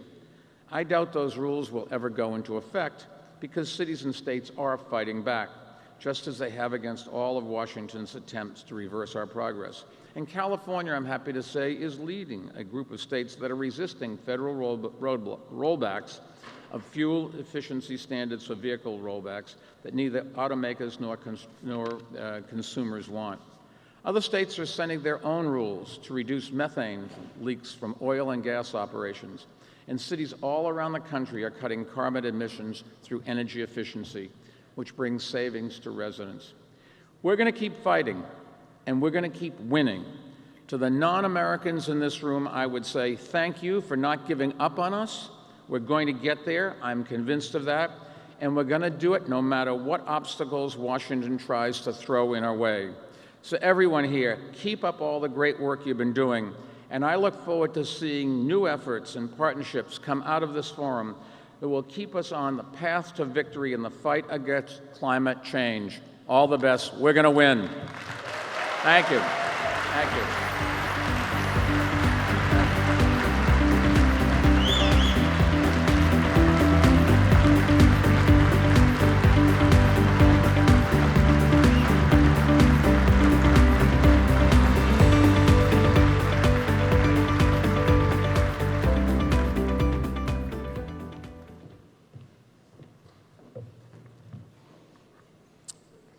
Well, today we've heard about climate impacts, but we've also heard about the hard-fought progress that's being made. With the leadership of everybody here in this room, we can continue to work to create an era where clean energy is the new normal, an era where millions of people who live and work around the world will do so in a pollution-free economy. All of us will benefit collectively by making climate action a priority, because when we pursue a clean energy economy, we can also provide people with pathways out of poverty and access to a better quality of life. And one of the leaders who has helped us in the world here to understand the connection between poverty and climate change is Van Jones. Let's take a look at some of his work. The one thing that we all need to be focused on is building a green economy that is strong enough to lift millions of people out of poverty. One of the biggest problems is around the high cost of living and the low quality of life. Green up. All across the country, power plants are poisoning our communities, and they think it's okay. It's not okay. Poverty and pollution. These issues traditionally have been seen as so big, they have to be tackled separately. What we now understand is that these issues are so interconnected that they can't actually be solved unless they are tackled together. It is hard to learn if you can't breathe. We're seeing the struggle on families' faces to pay for medical bills for pollution-related disease. There's a better technology out there that's not powered by pollution. It's powered by solutions. We really need to make sure that the solutions are aggressive and accelerating us to a clean energy future. We have a responsibility to spread the good news about sustainability. This power plant switched away from coal to benefit the air of the community that we're standing in right now. We have seen that solar makes a huge difference. Things like affordable housing by transit-oriented development, van pools for migrant farm workers, green economy jobs, home weatherization, electric vehicles. Put our kids on buses going forward to a clean energy future. Let's create some jobs for people who are creating these new smart batteries and stuff. We're actually investing in a new economy for communities that have been underinvested in for so long. Communities of color are actually hit hardest, first and worst often when it comes to pollution. I've been having more asthma attacks because high pollution. Climate change is having impacts in different ways. It gets very hot, so I had to keep my AC running, and that's when my bill got extremely high. We just continue living and keep struggling. Join Green for All, where we're addressing poverty and pollution at the same time. Let's build a more sustainable future with good jobs, better health, and a good environment. We'll rise!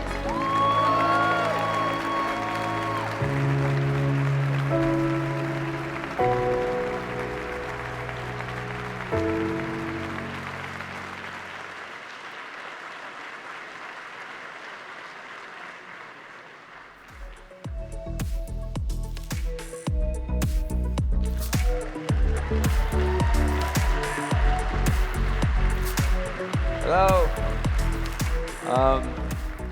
I am honored to be here.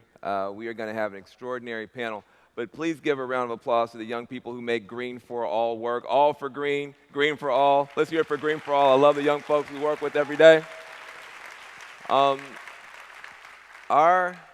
challenge is to fight pollution and poverty at the same time. We think that you can create more work, more wealth, and better health with a green economy than you ever will with a gray, pollution-based economy. And we're going to hear from some of the best people in the world about how to get that done.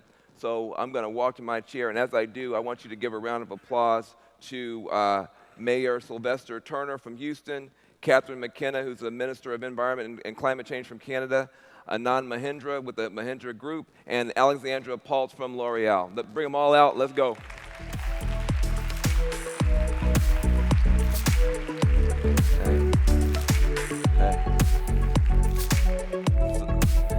Welcome, welcome, welcome.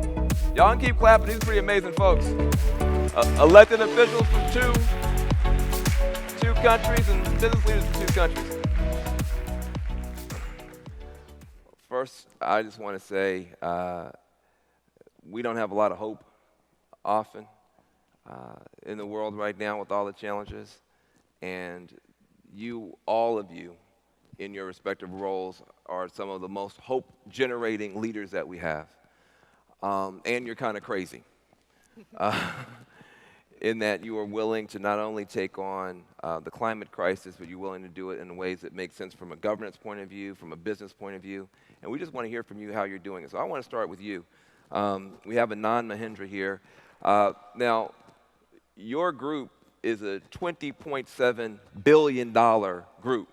That's a lot of money, even in this room, okay? So help me understand why you've decided to be so charitable. I'm sure you're losing a lot of money in this clean energy economy. Can you talk to us a little bit about all the money that you're losing and why you're willing to lose it? I hope my analysts didn't hear you. We're actually making money, which is the point I'm going to make. But how did this start, Van? You know, it all does start with the heart. I'm a newly minted grandfather, so I do care about my grandson's future. And this might come as shocking news to some, but business people are human beings too. We have the same emotions. But the interesting thing I found was that as we moved from the heart, and then of course governments get in the picture and nudge you to do things, then you have your brand enhancement, which is a goal. But we found serendipitously that everything we tried to do to help the planet made money for us. We started, let's say, simply LED lighting, a 1-year payback. We said we should be in solar power because my corporate communications team said, take a stand on something. And then some maverick engineer in our company goes and creates a solar business, and today we are the largest solar developers in India. And making money, by the way, Van. So it's not about giving away money. My message in the last few years has been very simply this. This is not only about saving the planet, this is the biggest business opportunity of the next decades. So if anyone wants to move away from climate change, leave the arena to us, and to see business and the good of the planet converge, we're very happy. We get more mileage for ourselves. And how do we get this traction? How do we continue to make our businesses look for innovation here? That's where the science-based targets came up, and Christiana spoke about that in the morning. So in Davos in January, I issued a call globally to increase the number of companies that were going to commit to science-based targets. Science-based targets basically are if you set targets which will allow you to align with the Paris Agreement target of limiting warming to 2 degrees centigrade. And if you do that, you will be making progress together. So I issued that call, and I'm happy to say that since that time, since January, there's been a 39% increase. Christiana put up a figure of 476 companies that have already signed up. It's 488 as we speak right now. So I'm delighted, and I want to congratulate all the companies in the world. Combined $10 trillion of market cap in these 488 companies committing. Amazing. I love the fact that you tried to do it for charitable reasons and couldn't help making money. You actually wound up making money despite yourself. Let's go from corporates to governance and to the government sector. You're in Canada. I am. Well, technically you're in San Francisco. Not right now. but you're in Canada. You're rolling out a pretty aggressive plan that I think ordinary people can understand. Can you talk a little bit about what you're trying to get done in Canada? So there's a number of things. If you're going to tackle climate change, you have to take action across the board, across sectors. One of the things we're doing, it sounds really wonky, is putting a price on pollution. And the reason you need to do this is because polluting is not free. I was just in the high Arctic in Canada a few days ago with Inuit, our Indigenous peoples there, and they're seeing huge impacts of climate change, including on their country food. So this is a food that they rely on is disappearing. We have huge forest fires across the west of Canada. We had extreme heat where people are dying. And as I like to put it, I mean, by not taking action on pollution, by not putting a cost on it, you're passing on the biggest debt ever to future generations. And I've got 3 kids, and we can't do that. And so putting a price on pollution is something that's really important, recognizing that there's a cost. And when I'm a politician, right? I have to knock on doors, and I have to convince people that what we're doing makes sense. And there are other politicians that want to knock on doors and say what we're doing doesn't recognize that people need jobs. You can do both. And so having a cost on pollution is important because what it does is businesses innovate. Polluters pay, of course, but businesses will innovate, they'll find clean solutions, and they'll do exactly what Anand said, that they will take advantage of the $23 trillion opportunity of clean growth, and also we will do what we have to do, which we need to be serious about climate action, and we need to leave a more sustainable planet to our kids. Well, look, I wish more politicians talk like you. That's a strong case. But this is getting weird because you're talking about making money, you're talking about innovation, and at L'Oreal, you have also found a different way to talk about this entire issue. Talk to us about, at L'Oreal, which is such an aspirational company, how you're coming at this whole question. Yes, thank you. Good morning still to everybody. Thank you for having me. I think, well, at L'Oreal, we have achieved a minus 73% carbon reduction in our operations. Say that again. Wait, I don't think people heard. Say it one more time. Since 2005, we have reduced our carbon emission in our operations by 73%. 73. Yeah. While our production raised by 33%. And I think so we are the living proof that business growth and sustainability go perfectly hand in hand. And that's actually something we question a lot when we still have to talk about that, but it seems quite obvious that what is dangerous to company and to business is not sustainability, but is climate change and the consequences. How can we imagine to do good business in the world that is coming up if we do not work on another model? But I would like to say I think part of our success story is that we changed a little bit the narrative around sustainability.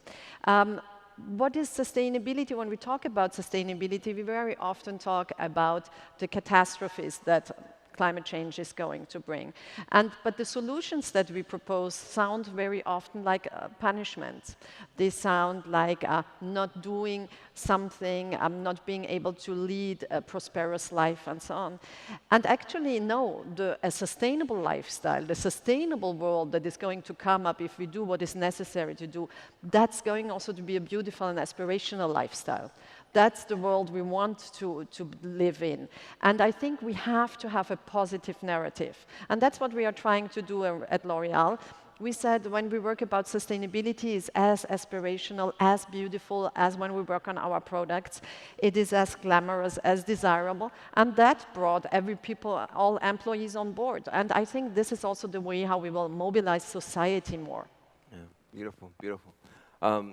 Let me ask you something. You said backstage something that really I had never heard anybody say before, and I've been in this field for a long time. Somebody said there's a scarcity versus prosperity kind of mindset. And you said something about scarcity that I hadn't thought about in terms of the status quo actually leading to scarcity. Can you just say a little bit more about that? Yeah, well, scarcity for us is going to world that we are heading to if we are not working on climate change, as water scarcity for our clients, water scarcity for our consumers. We are not going to be able to do business in a society that is going to be completely destroyed, where we are going to have conflict. So the question is, how can business still question this, and how can we have still to talk about that sustainability is good for business? Awesome. Give it a round of applause. When you think about L'Oreal, I think the number 2 in the world performer when it comes to carbon. That's pretty amazing stuff. But now, we have a song in the United States, which of these things is not like the other? You are the mayor of Houston, a city in Texas. Houston is the energy capital of the world. I think the protesters were probably trying to find you. What is the mayor of Houston, Texas doing at a green conference? You got hit by a big storm. How is your city doing, and why are you so committed to climate solutions in Houston, Texas? Because the mayor of Houston, Texas believes that climate change is real, believe in the science. That's true. The city of Houston is a part of the C40 cities.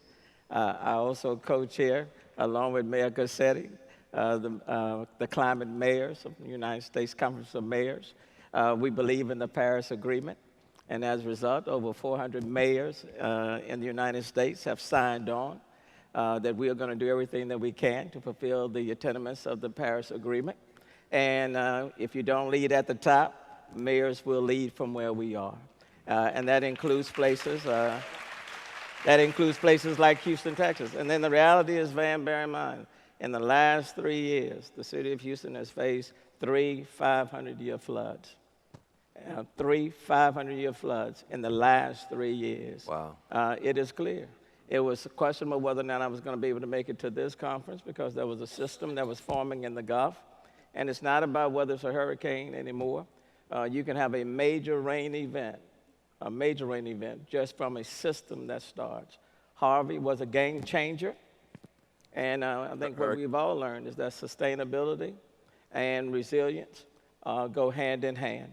And you can be the energy capital of the world, and at the same time, you can recognize that we need to do a lot to address the climate change for the future, not only of our city, but other cities across the globe. So it's real, and yeah, I'm the energy, it's the energy capital of the world, but the city of Houston is the #1 municipality in the United States on the utilization of green energy, green power in the United States.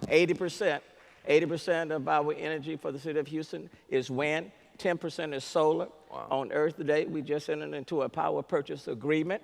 We increased our solar consumption from 30 megawatts to 50. We reduced the contracted price by 8%. And over 20 years, we will be saving the city of Houston $40 million. Green power is energy power, and literally, for communities that have been ignored and overlooked for decades in our city, we are transforming and revitalizing communities through the use of green energy. So you can be the energy capital, and at the same time, you can believe in climate change and make some things happen. Well, I guess you needed a round of applause for that. In the 2 minutes that we have left, I want to just come back to you, because that seems like a pretty good sales pitch on green stuff in a red state. But you have to push up against some pretty tough opposition. You're talking about putting a price on pollution, et cetera. How do you sell this message in Canada? So it always comes back to people. You can't be talking like an economist or someone who's fancy. You have to think about someone who's just trying to put food on the table, get their kids to activities, and is worried about paying their bills. And that's why we talk about why this is good for the middle class, that this is good for people, that there are going to be economic opportunities, there are great jobs. Here we have great Canadian companies that are selling clean solutions across the board, but it's hard. And the one thing I would say as a politician, and I actually am saying this genuinely, we need support. We need support of business leaders like this. Because transitions take time. We've been on fossil fuels for a really long time. We've all benefited from them. And making our way out of them is hard. But a losing proposition is not supporting governments that are trying to do hard things. It is hard. Like every day, I have people who, who say what we're doing is wrong, that we don't understand, that you're just going to lose jobs. When we have here business leaders who are saying, of course this is a huge economic opportunity. These are the jobs of the future. These are the jobs our kids are going to have, or kids have right now. And so we all have to come together. And that's why I work so hard with cities, with provinces, with states that I'm meeting with here, with businesses, to bring people together. Because what you can see is if you divide people, you're going to get nothing done. Love it, love it. I'm going to give my business friend the last word in the 30 seconds that we have. You have gone above and beyond, above and beyond. You went to Davos and stood up with Al Gore and put your face in the world and challenged people. Why did you do that, and what came of that challenge you issued at Davos? Well, that challenge is what I spoke about earlier, Van, where I issued a challenge to companies around the world to step up their commitment to science-based targets. And as I told you, I'm delighted that since then, 39% increase in the number of companies that have committed. The rate of people signing up went from 13 a month to 18 a month, and as I said, it's now 488. But one more commitment I'd like to make, because I issued a challenge to people, but we took on the challenge. You were kind enough to say we are 20 billion, it's not big in America, but we employ 200,000 people who are probably listening now, and what I'd like to do is use the platform you've given me to announce that as far as the Mahindra Group is concerned and all of our 100 companies, I am committing here today on behalf of them that we will be carbon neutral as a group by 2040, 10 years ahead of the Paris Agreement target. And I'd like to make Hey. Wow.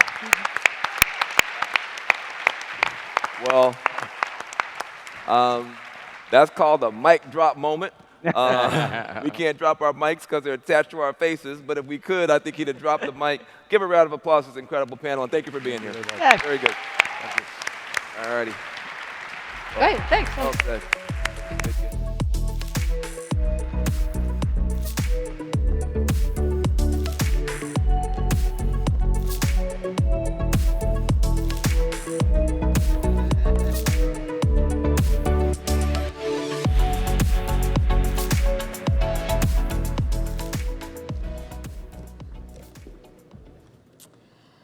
Well, our next speaker is known in nearly every galaxy as an acting legend, but he will be the first to tell you that planet Earth is the only home we have.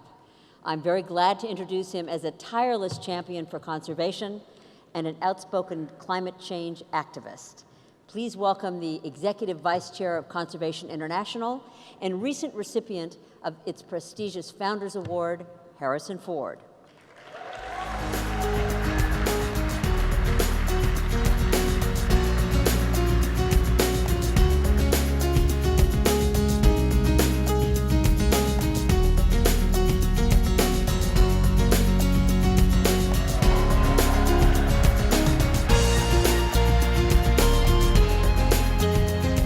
Thank you. Thank you very much. Thank you for being here. You're here, I'm here, because we care. Not just for today, but we care passionately for the future. We know that we only have the possibility of avoiding a looming climate catastrophe if people like us refuse to give up. Conservation International has been working for 30 years to protect nature for people. I've been on their board for over 20 years. We've done some good work in that time, working with others, many of whom are in this room today. We've accomplished a lot, but all of that is at risk if we don't change the path that we're on today. The future of humanity is at stake. While you work to meet the challenge of climate change, I beg of you, don't forget nature. Because today,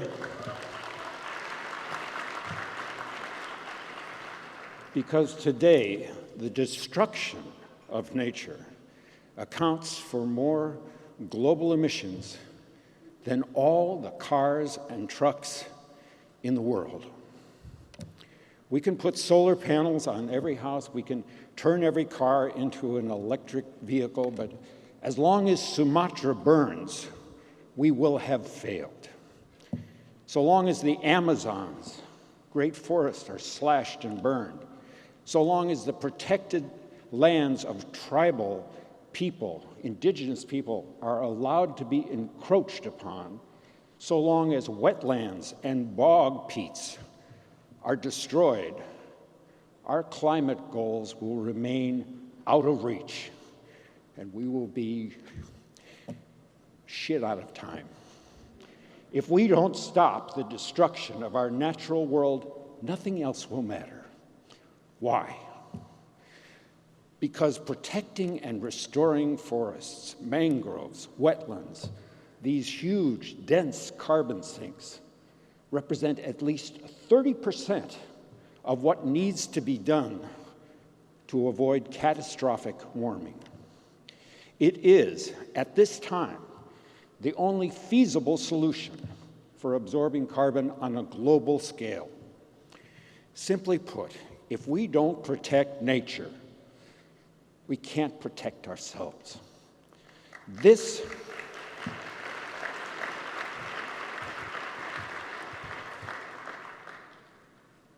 is what we need to do.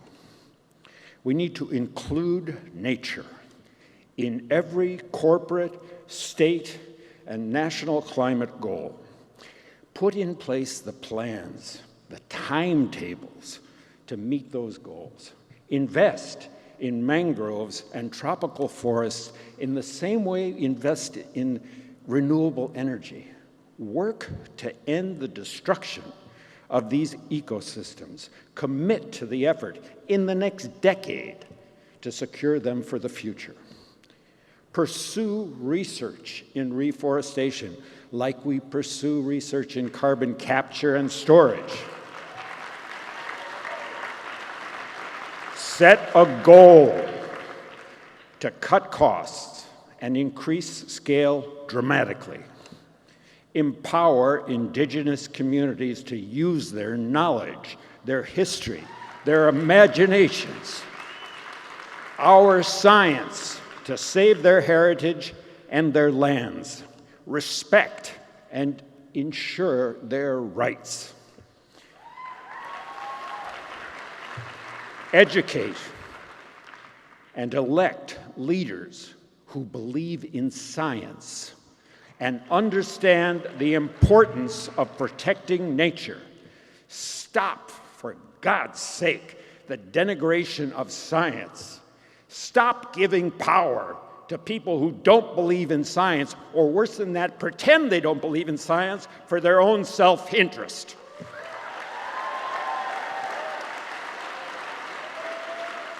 They know who they are. We know who they are. We are all, rich or poor, powerful or powerless. We will all suffer the effects of climate change and ecosystem destruction, and we are facing what is quickly becoming the greatest moral crisis of our time, that those least responsible will bear the greatest costs. So never forget who you're fighting for. It's the fisherman in Colombia, the fisherman in Somalia, who wonders where their next catch is coming from and wonders why the government can't protect them from a factory fishing from across the world. It's the mother in the Philippines who's worried that the next big storm is going to rip her infant out of her arms. It's the people right here in California, people on the East Coast, people in California who are fleeing from unprecedented fires. People on the East Coast are facing the worst storms in recorded history. It's our own country, our own community, our own families. This is the core truth. If we are to survive on this planet, the only home any of us will ever know, for our climate, for our security, for our future, we need nature. Now, more than ever.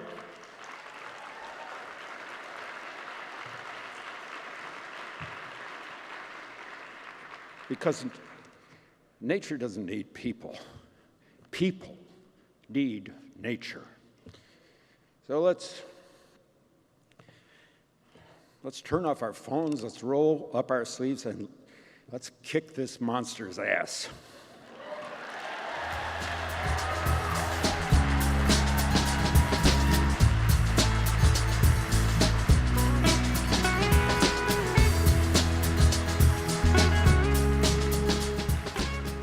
Hi, everybody.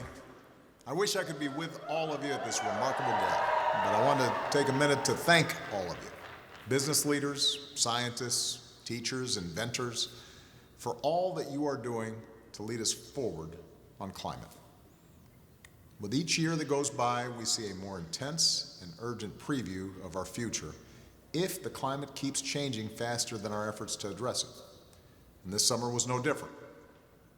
It makes me think of something Governor Jay Inslee once said. We are the first generation to feel the impact of climate change, and the last generation that can do something about it. That conviction is why I made climate change a priority while I was president.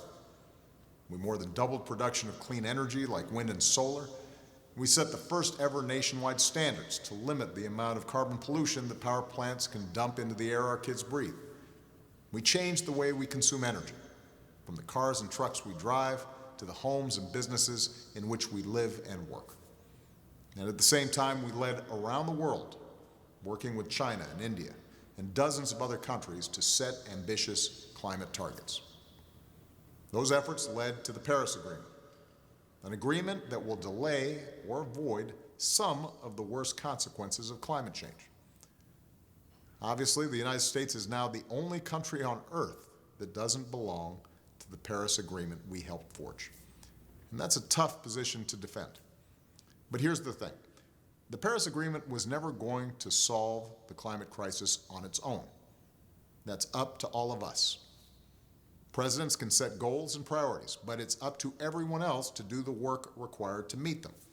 And that's why your leadership is so important. The 17 governors and 400 mayors who've committed to upholding the Paris Agreement. The climate trailblazers, activists, engineers, farmers, marine biologists, who are fighting climate change around the globe.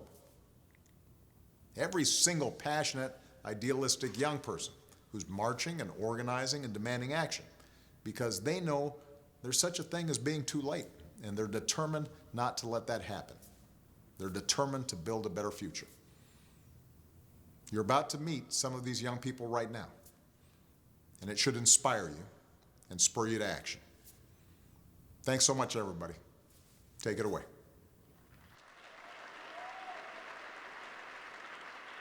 And now, please join me in welcoming Amita Lagum, Rizalat Khan, and Bernice Dapa.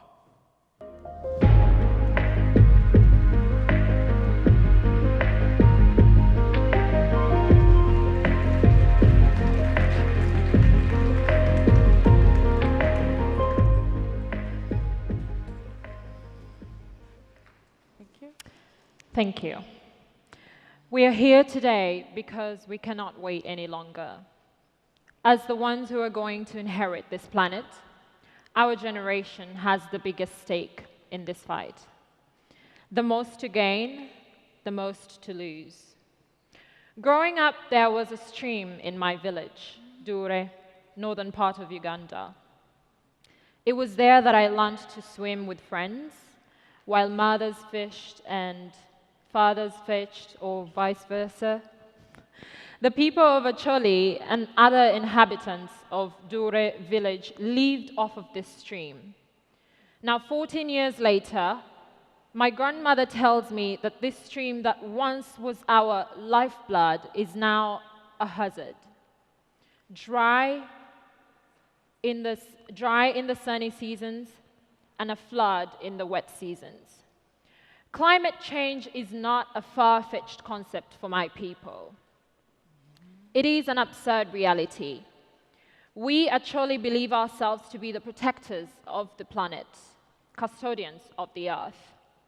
It is with this burden I share with you today, not for the restoration of that stream, but for the lifeblood of future generations of the world.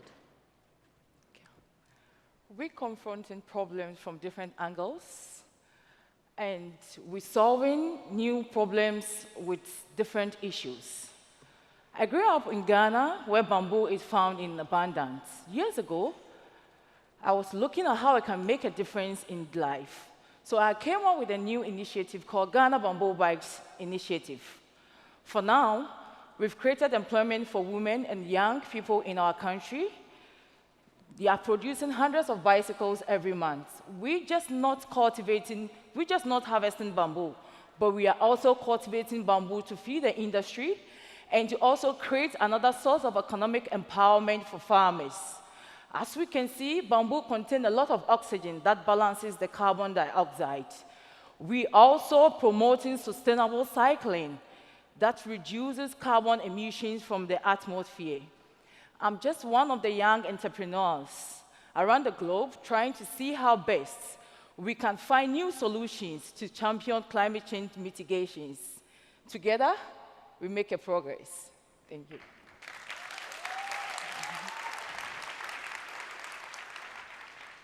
But we're on a clock, running out of time. I come from Bangladesh, a land of rivers. The river is powerful. It provides bounty, but it can also take it away in an instant, like it did for so many people last year, this year. When I was flying here, I looked down at the rivers crisscrossing the Sierra Nevada mountains. Many just narrow channels, unassuming.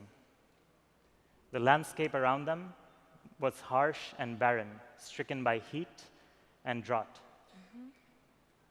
The current political times feel like that. We're surrounded by unforgiving mountains of obstacles. But the river, it persists. It flows with single-minded determination to reach the ocean, its mission. If one path is blocked, it finds other ways.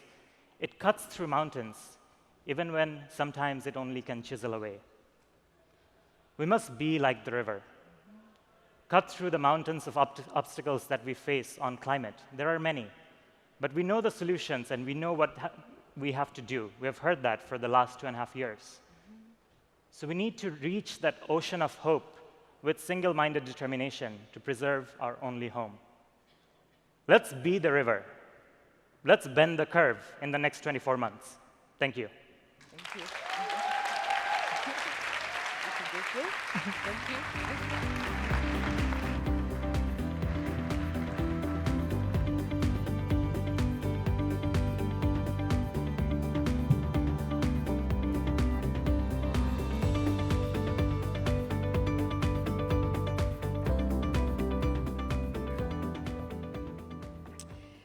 All right, I know you're getting hungry, but first I wanted to tell you a few things. I wanted to tell you about a great feature that is part of the badges that you're wearing. It is a special feature on the badge that can help connect you with all of the other leaders here in the room. Now, on your lanyard, you have what is called a click button. And the click button, it relates to the app on your phone. And with that, when you click on it, you can connect with anybody here at the conference. So this enables you to connect with all the other leaders who are here. All you have to do is click. And I also want to highlight and truly commend the summit staff for their work in making this event sustainable, from the way you arrived to the way we're having our delicious lunch. All of it has been carefully planned, and it's helped us become the first conference in history to meet or even exceed the gold standard for sustainability for large events. Which is a pretty impressive thing. So now in just a moment, you can head down to the exhibition level for lunch, but I also want to remind you to make sure to decide which of the high-level thematic dialogues you want to attend, either here in the Moscone South or across the street at the Yerba Buena Center for the Arts Theater. There are some really great ones to choose from, including a special surprise that you won't find in the program. Alec Baldwin is going to be taping an episode of his podcast live with Jane Goodall. So grab your lunch and head over there if you want to check that out. But before that, please welcome a very, very special musical guest who will share 2 songs with us, the humanitarian and singer-songwriter Rocky Dewuni.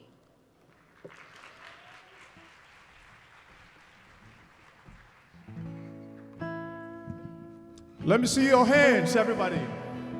And let me see you rise. Please rise. It's been an amazing day.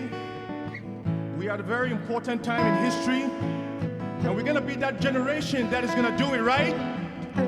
Are we going to be that generation that's going to do it? Let me see your hands in the air if you feel that. Whoa, whoa.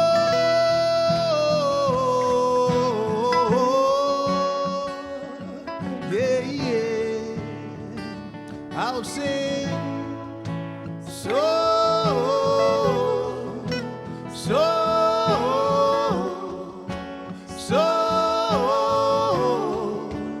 rock your soul,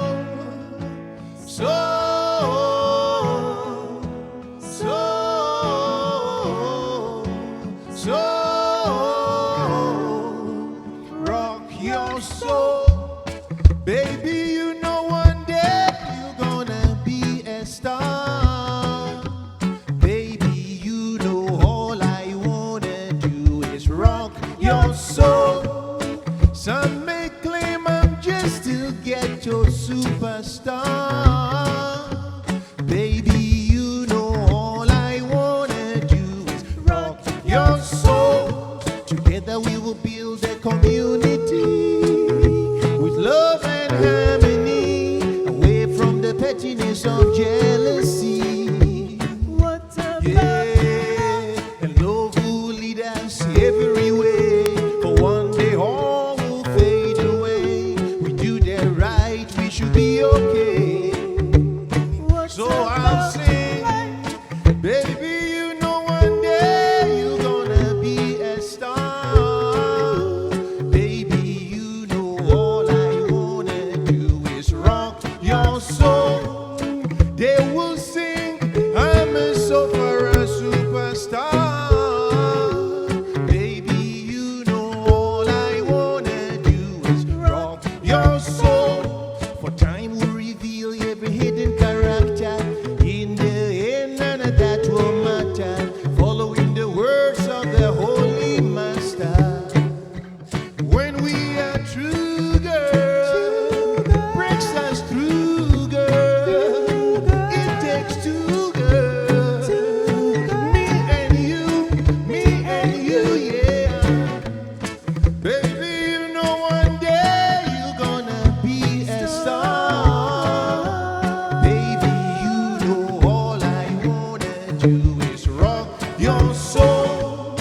They will say I'm a sufferer superstar, baby. You know all I wanna do is rock your soul. I wanna rock, I wanna rock you so. I wanna rock your soul, your soul.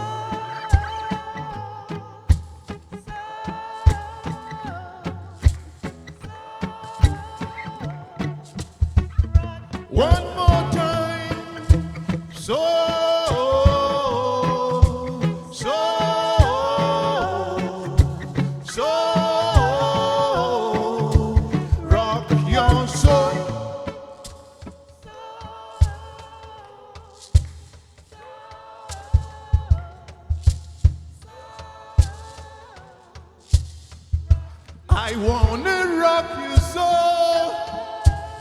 every day and night.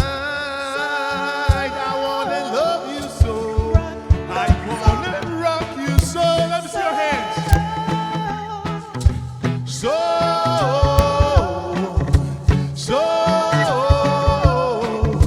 rock your soul. People keep on.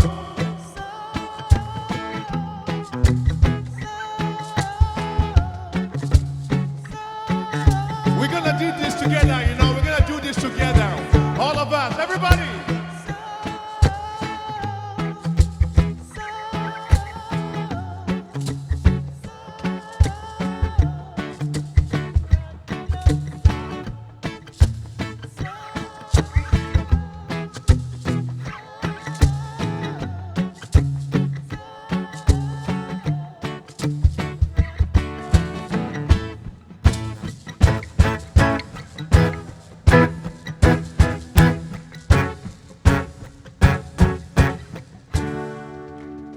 Thank you very much. How you feeling? Yes. We have to plant more trees, embrace clean cooking solutions, you know, do whatever it takes to win this, right? Are we in this together? Are you ready? All right.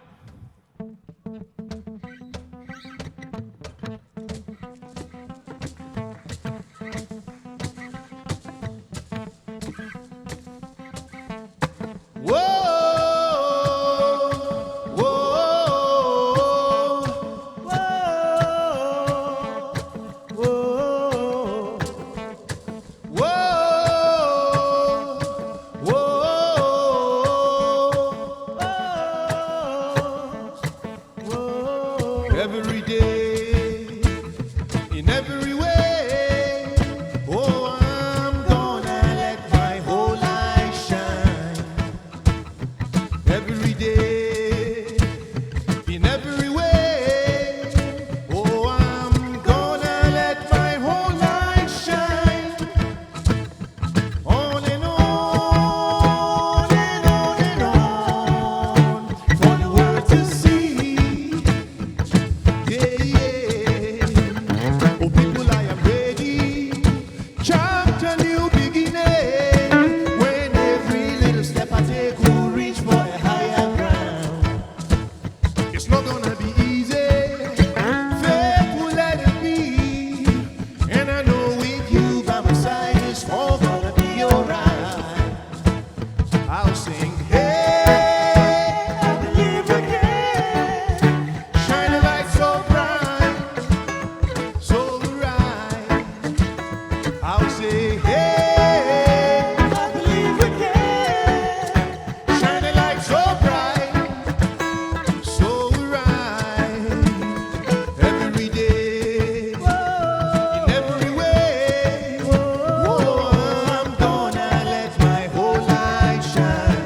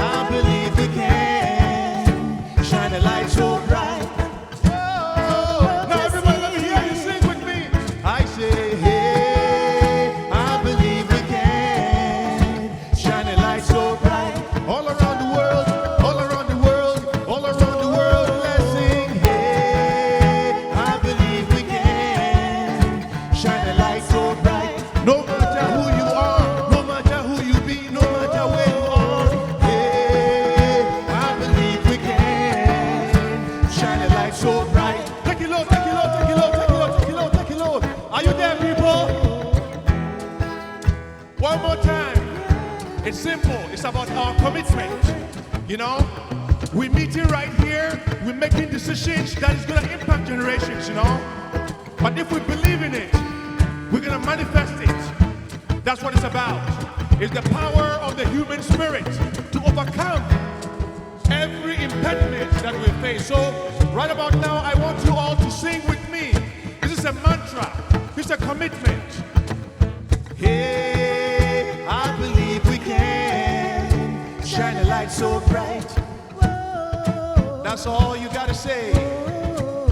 Hey, I believe we can shine a light so bright. 1, 2, 3, 4. Now, everybody go!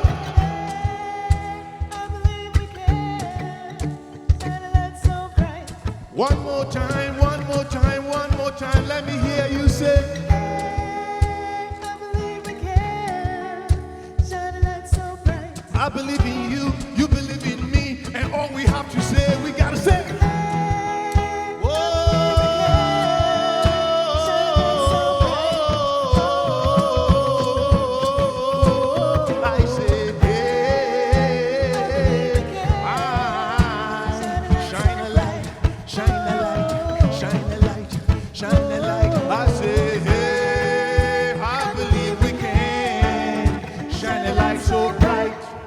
Thank you very much.